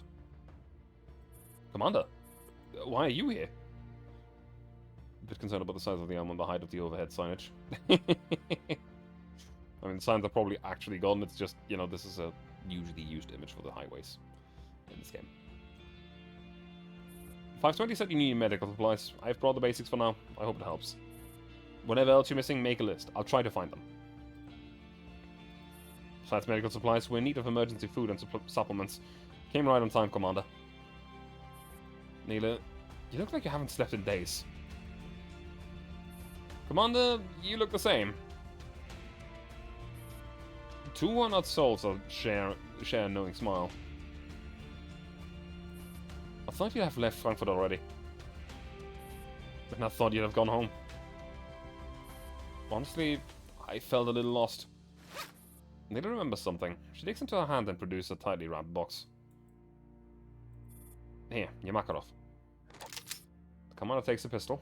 It is empty. I'm just not fit to carry a gun. Just before Laplace died, she said something to me and gave me a key. Amorous will tell you. What did she say? It doesn't matter anymore. When blinded by hatred, I carry a gun. Once the hatred is gone, I would rather hold a scalpel. I want to save people. The more the better. I'm not a killer, and I don't find joy in killing. You've done well. Sorry, I'm rambling when I should be. No, this is the time for such words, Nelly. Like you, in the face of the disaster, I found myself my original aspirations, my true self. Why did you take up the gun? Why did I? You set it down to save lives. I hold it still, also to save lives. Our methods differ, but our purpose is the same. We walk the same path. Thank you, Commander. Revenge is a long surgery. A step forward is hell, step back is also hell. The commander silently squeezes Naylor's hand. Then Naylor pulls out a storage drive and hands it over. Now there's one last thing I want to do. Inside is evidence proving Professor Gray's innocence. I'll testify as a witness. Naylor, you understand what this means. You'll face endless retaliation, even from those you thought were friends. I'm prepared. Naylor returns the squeeze on her hand with a faint smile. If Professor Gray's motto was, only death cannot be avoided, and only life cannot be let down, then mine would be the Romain Roland's words. Each one of us in turn climbs the Calvary of the age. Each one of us finds anew the agony. Each one of us finds anew the desperate hope and folly of the ages. Each of us follow in these footsteps of those who before us who struggled with death, denied death, and are dead. Bathe in humanity every day and endure, and love your destiny. We all have to do what we can, als ich kann.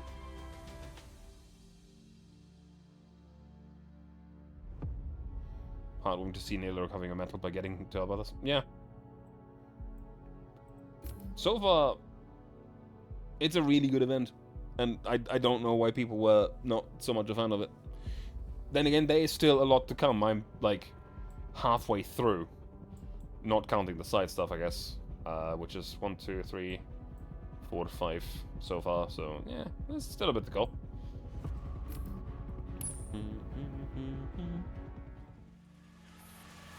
Gutenbergplatz. As the frequency of air raids decreases, although there is no official news release, the resilient citizens of Frankfurt begin gradually appearing on the streets, working to restore order to the scarred and battered city. I imagine you really enjoy the warfare setting. I do really enjoy the setting. But the story of GFL has always been the main thing that pulls me. The story of this game, from Poldiski over the red zone, the black zone, through just everything almost. It's just so good. Of course, it had its low points at the start, mostly, but as it went along, it's just good. And I'm just really hoping that GFL 2 will get there eventually. Because right now, Right now, GFL 2 is in a place where I think that apart from singular peaks, it doesn't even reach chapters 1 to 7 of GFL 1.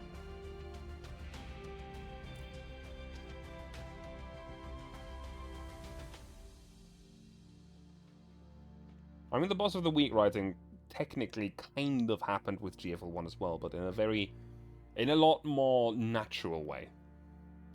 Singularity of was already amazing for me. Yeah. Earlier than that for me, Arctic Warfare was already setting up a lot of really good things. Arctic Warfare had its problems. Mainly the fact that you had to clear the maps multiple times instead of just once. But the story was great. The maps were already great as well. Difficult, but great, for the time at least. Nowadays you can just storm through because it doesn't matter. But GFL 2 is just currently in this place where there's moments. Like the Niketa event had a great story. It's a side story and it's not necessarily particularly important to the main plot, but it's good. Chapter 8, 7 and 8, I think, the ones with Covenant, they were great. But again, it's just these singular moments of really good stuff, and then you get shipped off to, I don't know, tournament arc with Perry and Springfield, which ended up not mattering in the slightest. None of that.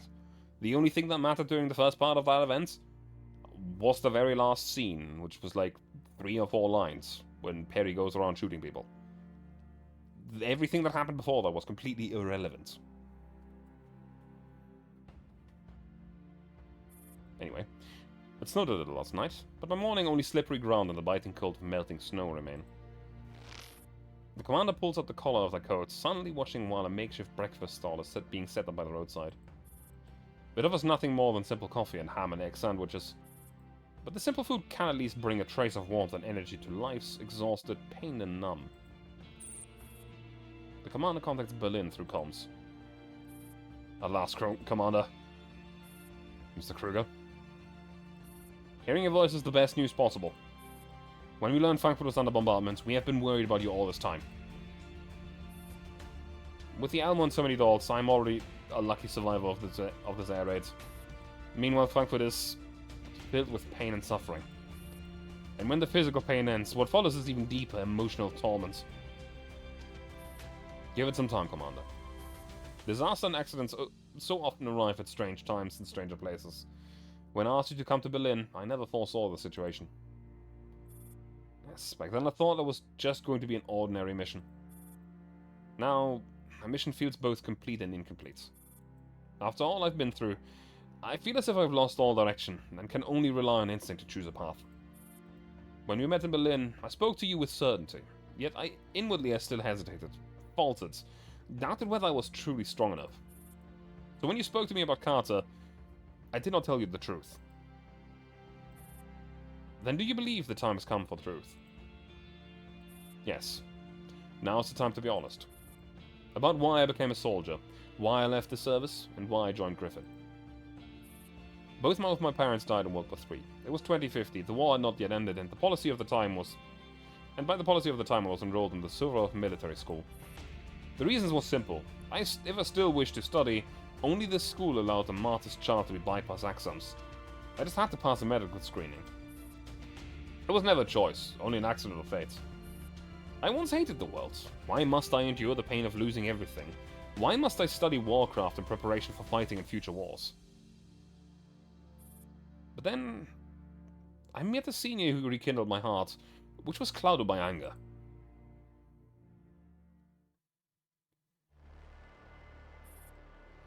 During the Great Disarmament in 2051, many decorated veterans also got discharged from the army. So what's the point of being so hung up on medals? It's not like you can live off them. Sure, medals don't give you food tokens, but they're kind of recognition. Recognition. Yes, recognition. It's the nation and the people acknowledging the soldier's sacrifice, telling you with a medal, thank you. You have fulfilled your duty to defend the nation and protect the people.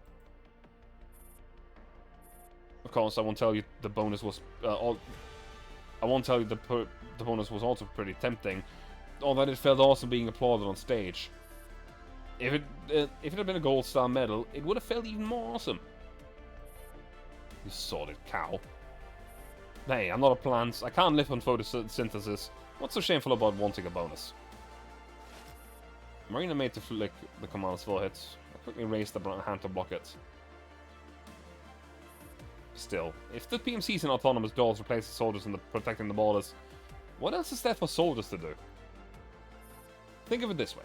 With those taking the soldiers' place on the borders, more Alyoshes can go home and help the mothers fix the roof. Isn't that a good thing?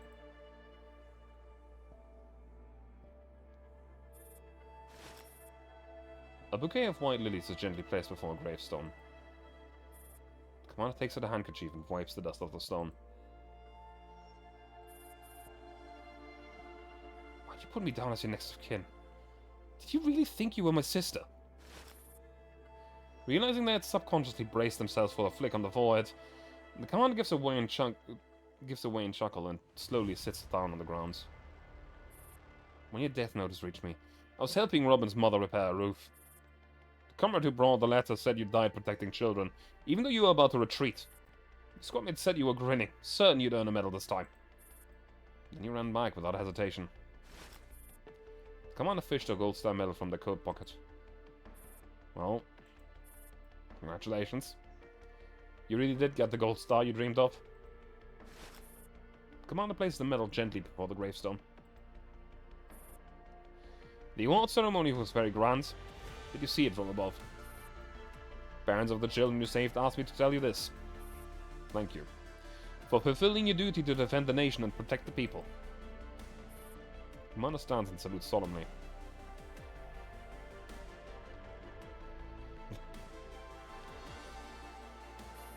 A breeze stirred through the quiet cemetery, carrying the fragrance of lilies afar.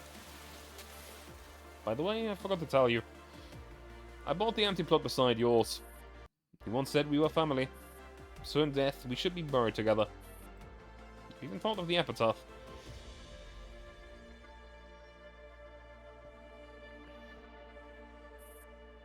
Johannes Gutenberg University Metro Station. The commander shakes Nela's hand in farewell, but Nela suddenly looks up at them. In a letter to Professor Gray, Laplace mentioned a question that you had asked to her student. If everything in life is futile, then what is the point in struggling? Angie answered that she would spend her whole life answering that question. What about you? How will you answer, Commander? I am a fool, but I am no coward. If one day I die, please write this on my tombstone. Here lies a brave soul.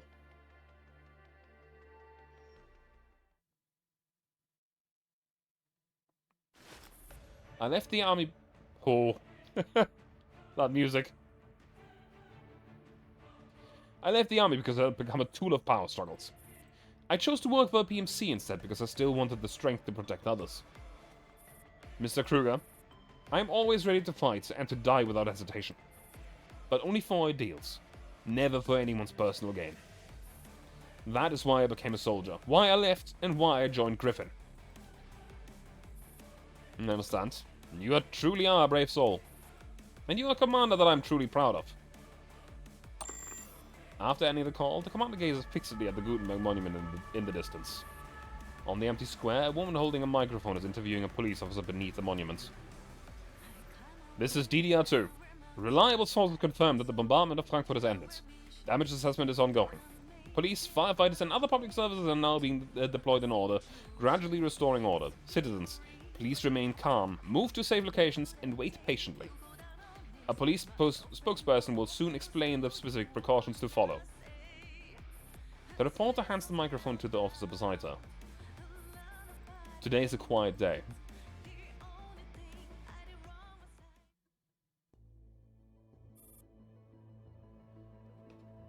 On board the Elmo. This is the commander's long-awaited reunion with adults. It feels like returning to the days back at the base. Some adults are gone, some remain. With no time for melancholy, the commander immediately begins the day's work. A18 enters the command room after receiving orders. The wounds of Frankfurt will take time to heal, but our mission in Germany remains unchanged. Commander, I want to urge you to rest a little, but I know no one can change your mind. Thank you for your concern. Now, let's start with an intel update. From the latest cracked data from the Beasting system, Coronation Storm is the codename for this Frankfurt air raid. As expected. Paradeus, William, they are the real culprits behind this disaster in Frankfurt. Carter was nothing but a decoy, a scapegoat. Also, we've obtained new intel on the NITO units based in Frankfurt. That famous spokesperson of the anti-relic organization Pandora, Styx, is among them. It's very likely if she's gained access to the Beasting system after Nemlin's death. What's the source of this intel? The Stasi. Let's see. What's the status of adults?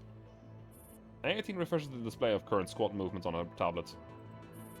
The original rescue teams have all withdrawn. Damaged adults are returning to the Elmo, while those still in combat capable are on standby. All our squads are ready for battle. And the situation in Frankfurt.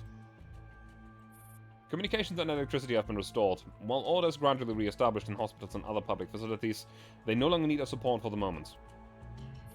Good. Then nothing is holding us back. Commander slams a hand down on the dossier concerning the Asus boxes. The eyes flash with an uncharacteristic murderous glint. It's time to put an end to Paradeus.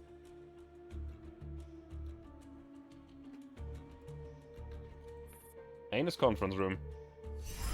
A18 compiles the intelligence gathered in recent days onto a map of Frankfurt. The replacement of Yasus boxes, Paradeus remaining factories, and traces of activity. The flood of data nearly drowns out the map. Thank you all, especially for 4 and 5, for collecting such an abundance of useful intel. No trouble, just make sure the reward is commensurate. After filtering out certain irrelevant data, they are left with an almost unbroken line on the map. We have locked onto Styx's trail. So our mission now is to pinpoint Styx's exact location among these targets. Correct. We have already conducted the first round of elimination. Only a few suspicious targets remain. Several coordinates in corresponding files appear on the screen. Now we need to dispatch multiple squads to investigate each one. Which means Styx is definitely at one of them, right? Yes. All units, prepare for battle immediately. Deployment is imminent.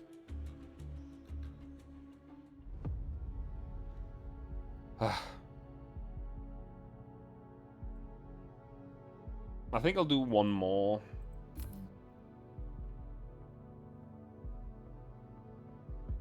This is a boss battle. What? This is another one of those things where it's counting all of the maps separately. So the one of the difficulties is separate maps.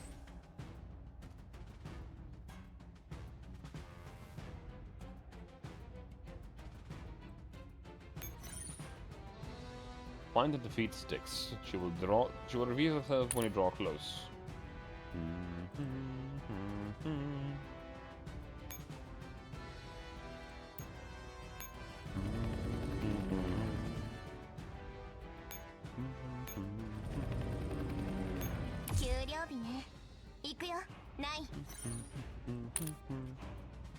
Where are you the other two? Ugh. That is almost everywhere.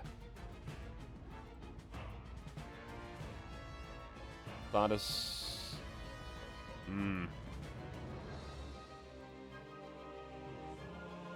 Where are you allowed to? Yikes.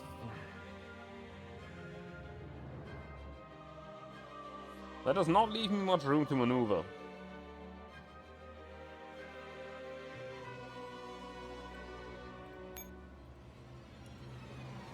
Obviously I can grab that EMP grenade.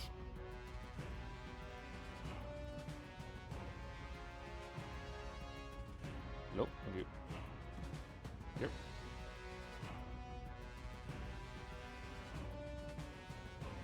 So we probably, almost definitely, cannot destroy those guys.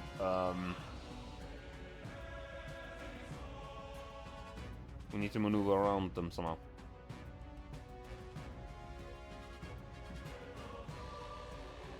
The thing is, I don't know where sticks may be. There is no red tiles that are already red. She may be back here somewhere. Or in the middle here somewhere. Or like in between there somewhere. I don't know.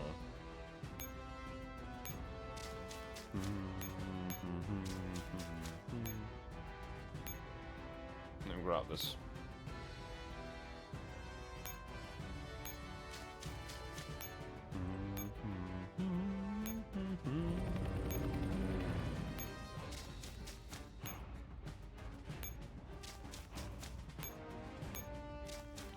Give you hints. I mean, my idea is that the party is supposed to take us through here, and then she's going to be back here somewhere. Because everything else doesn't make much sense. Everywhere else you are going to completely get bogged down by the Big Macs.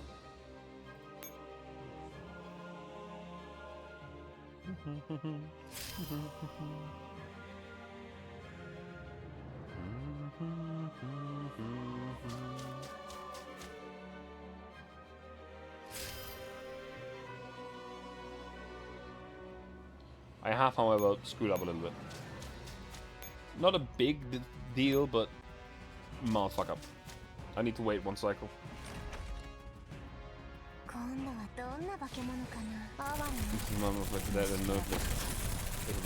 Yeah. It is too suspicious. It's either gonna be the end of the map, or there's gonna be more notes after that. There is other options. Like, it could be in this park here that there's more nodes that are going to appear. Or maybe down here there's going to be a road that just kind of... bloop, and then the map extends. But I don't know.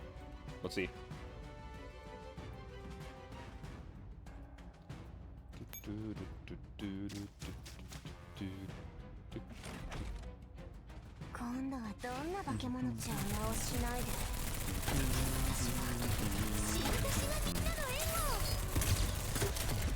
Plop.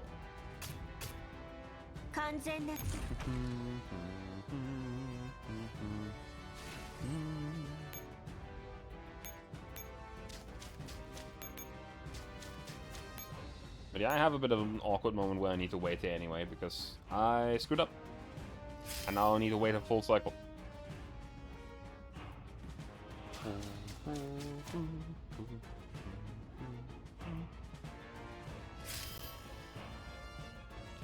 But all in all, that is not necessarily a bad thing. Unless there's a limit on how many units I can spawn. Which there doesn't seem to be.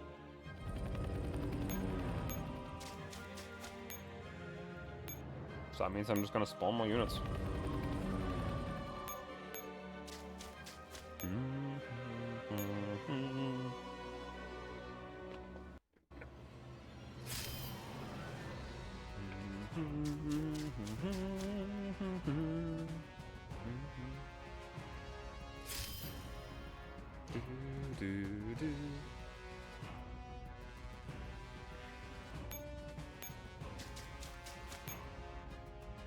Though this is as many as I can spawn.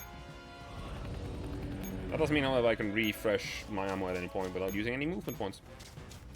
I can just switch.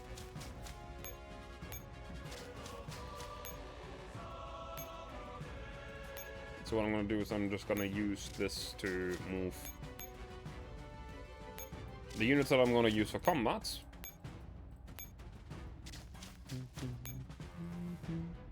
Two over here, until I need to go.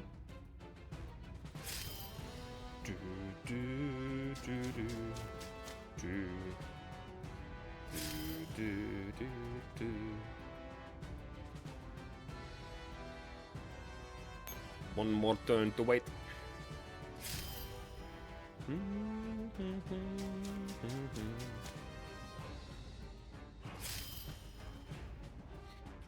Okay. Switch and reload the missile.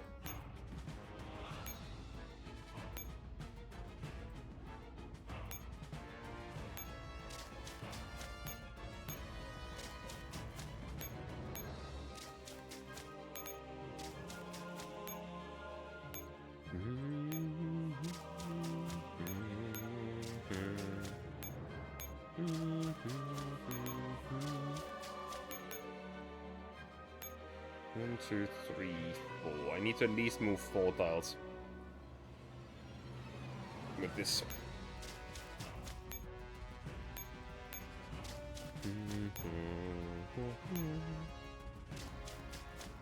Blast through here. I'm gonna have to probably EMP the alerted enemy. Also, the main reason that I brought the Hawk along is not for combat against the boss necessarily, because it's not going to be able to get there. I don't have enough movement points for that. The music just died. It does that. It's unfortunate, but it happens.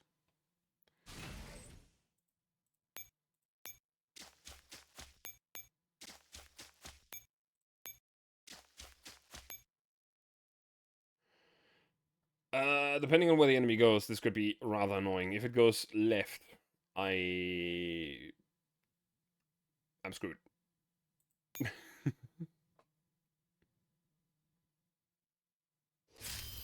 Or rather, not necessarily screwed, but I'm gonna have to... Okay, there we go. Perfect. Perfect.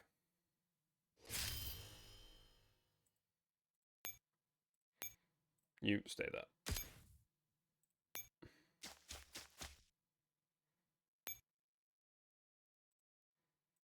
Maybe I should have kept the MP for that.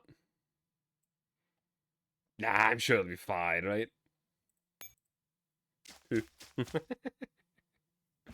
I never make mistakes.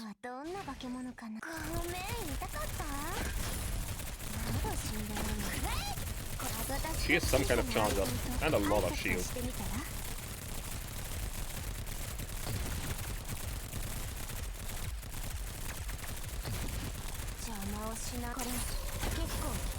What is that?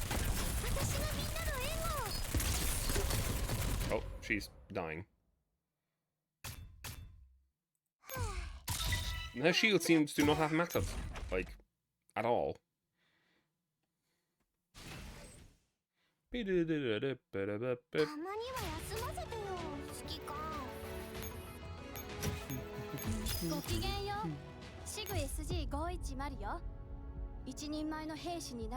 dragon that gnaws. Something, something. The dragon that gnaws at the tree's roots. This is gonna be the last bit that we do for the day. Since I don't have time. No. We don't have time for more.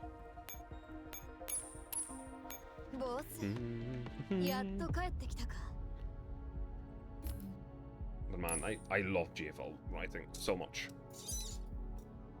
And don't worry, Miku, you're not the only one that's weak to you know, the emotional stuff. On board the Elmo. Commander, Styx has escaped. Just as expected.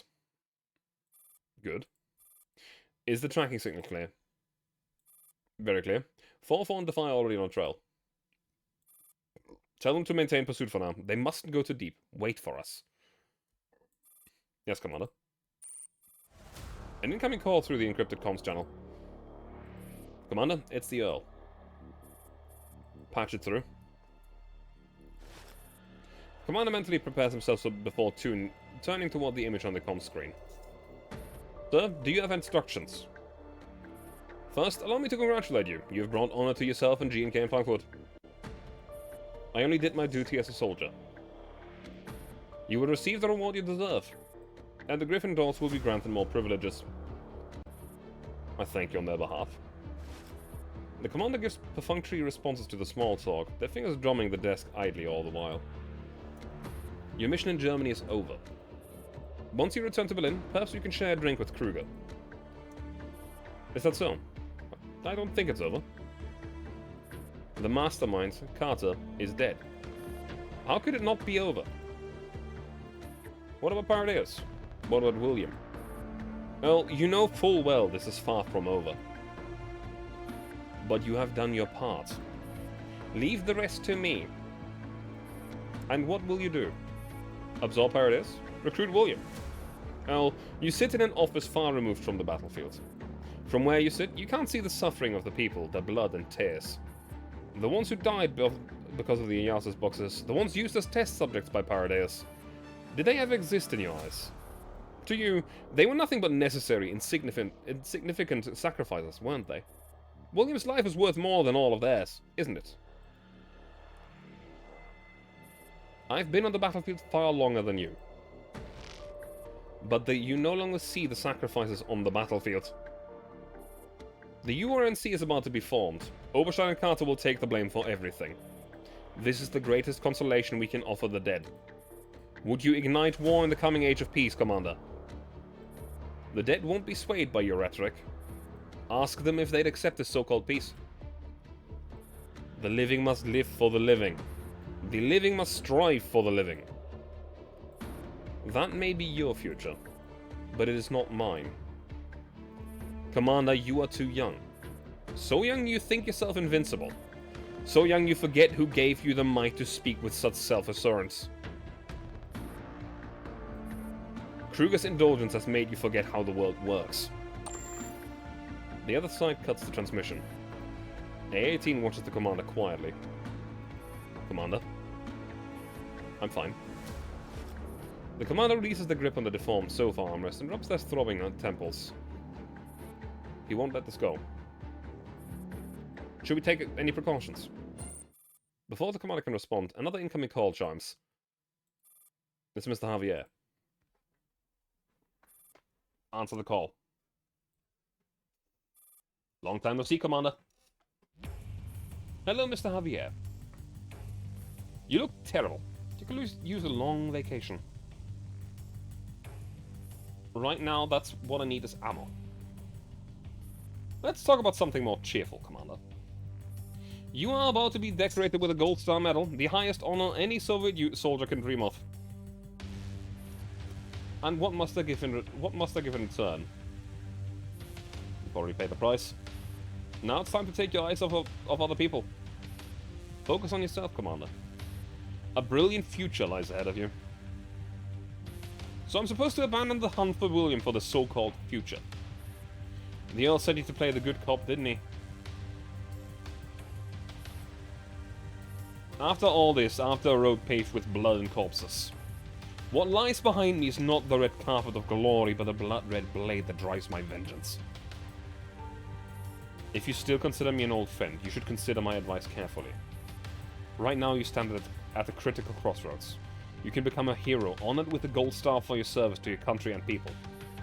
Or vanish into obscurity, erased from existence. If my medal must be bought with such a choice, that is a true insult to the gold star. William must pay for what he's done. The Earl was right. You won't listen to anyone right now. Kruger gave you too much freedom. And now, like you, he refuses to speak with the Earl. In that case, let this old nobody handle it. What do you mean? Have you heard of the Nidhogg Protocol? The what?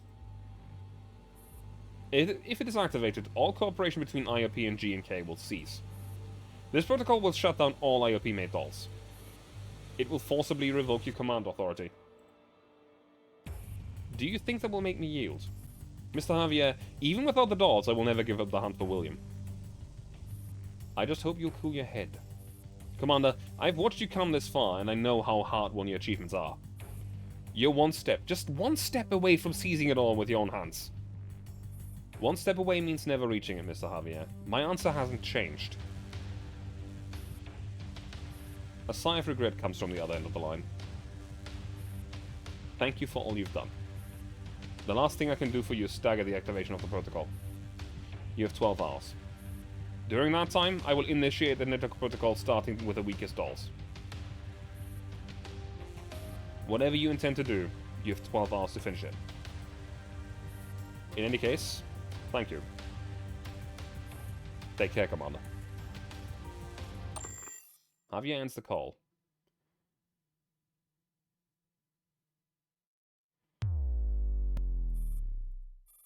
The Elmo's power shuts off automatically.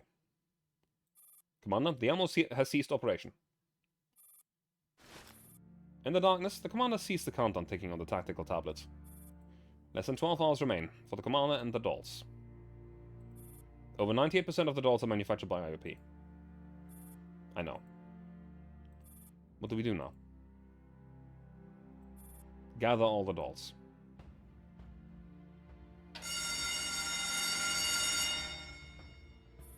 The harness packed to the wall to wall. Dolls of varying expressions whisper among themselves in low voices. The Commander projects the network protocol countdown into the center of the room. Everyone, let me explain the situation. To stop me, IOP is about to activate the network protocol. Once this countdown ends, I will lose the command over all IOP dolls. Meaning the vast majority of you here. What do we do, 34? The notice we got is real. Don't panic, we can... I actually don't know what to do. I now declare independence from IOP. I quit. The dolls erupt in an uproar, but the Commander had raised a hand, signaling for them to be silent. I know some of the dolls have already been forced into sleep by the network protocol. From now until the countdown ends, you will continue to fall, one by one, into forced hibernation. Let's keep going all together, alright? That way, even if I suddenly shut down, I'll still be by your side. This is our collective funeral. Watching the dolls say their sorrowful farewells, the Commander feels a stabbing pain in their heart. I don't want to hide anything from you. Even now, my plan remains unchanged. To completely eradicate Paradise and eliminate William. Beyond that, I have no plans, and I cannot promise your safety. So this time, whether you take part in this mission or not, is up to you. The Commander sets down the tactical tablet. You may choose to remain on the Almo. Its power is cut, but for now, it is safe. If you choose to follow me, then you face two possible outcomes. You will either enter forced hibernation somewhere down the line, or perish in battle. Neither is a particularly good outcome. Might as well drag a few more down before they shut us off. I want to witness your glory until the very last moment. The dolls have quickly accepted the grim reality and begin to discuss their choices. The Commander smiles faintly, as if recalling something. This isn't my first time fighting under such brutal circumstances. But it's different this time, because our fate is already sealed. All we can do is leave behind one final, indelible stroke on this vile conclusion. The Commander shoves the Makarov that nearly has returned back into its holster at the waist. Time is short. I'm sorry I can't give you any more time to think. After a brief silence, a hand extends forward. Commander, the AR team will always fight at your side.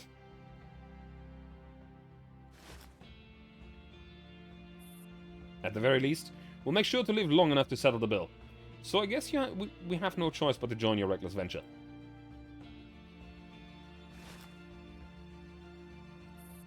I promised 15 I'd crush Paradise with her. If I back out now, she'll never forgive me.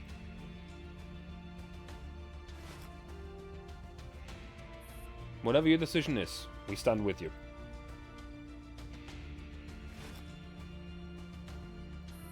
I said I would bear witness to your ending, so we'll watch you until the very end. But more importantly, I wasn't made by IOP, so they can't do anything to me. More dolls crowd forward, raising their hands high. You lot. Do you understand what you're getting yourselves into? We have lost all support. We stand against the entire world. Against the outcomes that's already been decided. We are destined to lose. The victors will erase every last trace of our existence. Even so, you still choose to follow me. Hawthorne never existed in the first place. We've always walked in the shadow. To be forgotten is the best fate we could ask for. The answer has never changed.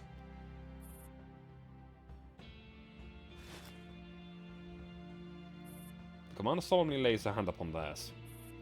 They know this hand stack signifies trust, and they vow to live and die together.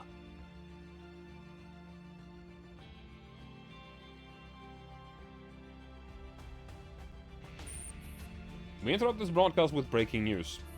Carter Petrovich Neustadt, orchestrator of the Frankfurt airstrike and Moscow crew, has been confirmed dead. At the present, Moscow is mobilizing forces to suppress Neustadt's remaining troops. Authorities believe the unrest will soon be quelled. Next, we turn attention to the reconstruction efforts in Frankfurt.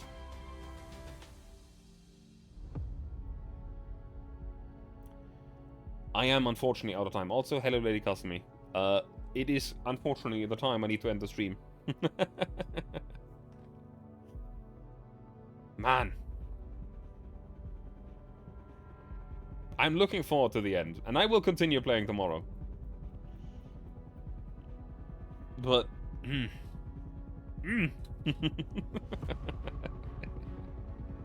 This is the end of Girls Frontline 1. We're in the home stretch. At least for the most part. I know there's more coming later, but for now, this is the home stretch. So, let me see who I can raid for today. As we return tomorrow. With more Girls Online. This is a good spot to end the stream. It is. It really is.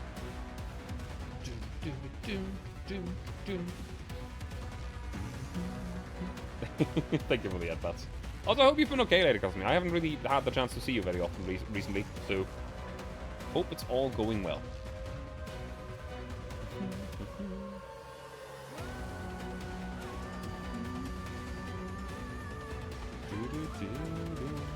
Yeah, it's starting to... It really is. I still kind of wish that we had a more, like, lyrics-based background song, but, you know. Good to hear. Who do I raid? Let me see. What is everyone doing today? What is this person up to?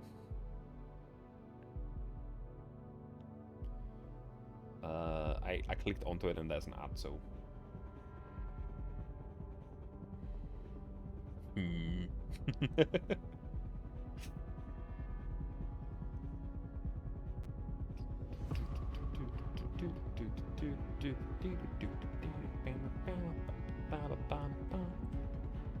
Who else would be an option? I don't know how long Classic would continue raiding, because it's already been plenty of hours. So, it looks like they're at the end as well.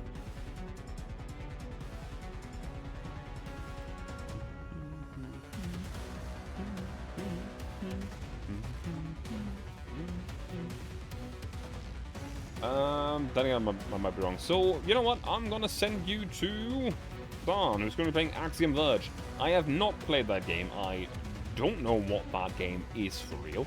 I've only heard of it. But I will send you there. Actually, no, hang on. Is there anyone playing GFL right now?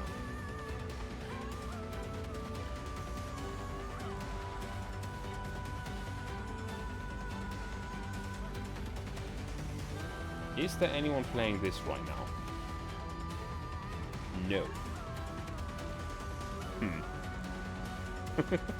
Never mind. Okay, standard is. Because if someone would have been playing this game with this event, that would have been a great thing to send people to. But no. I'm playing off stream, that's fair. It is what it is. But yeah, I'm gonna send you over to San, who's playing Axiom Verge, and I'll be back tomorrow, and we will continue with more Girls Frontline 1. Because convolutional kernel and over.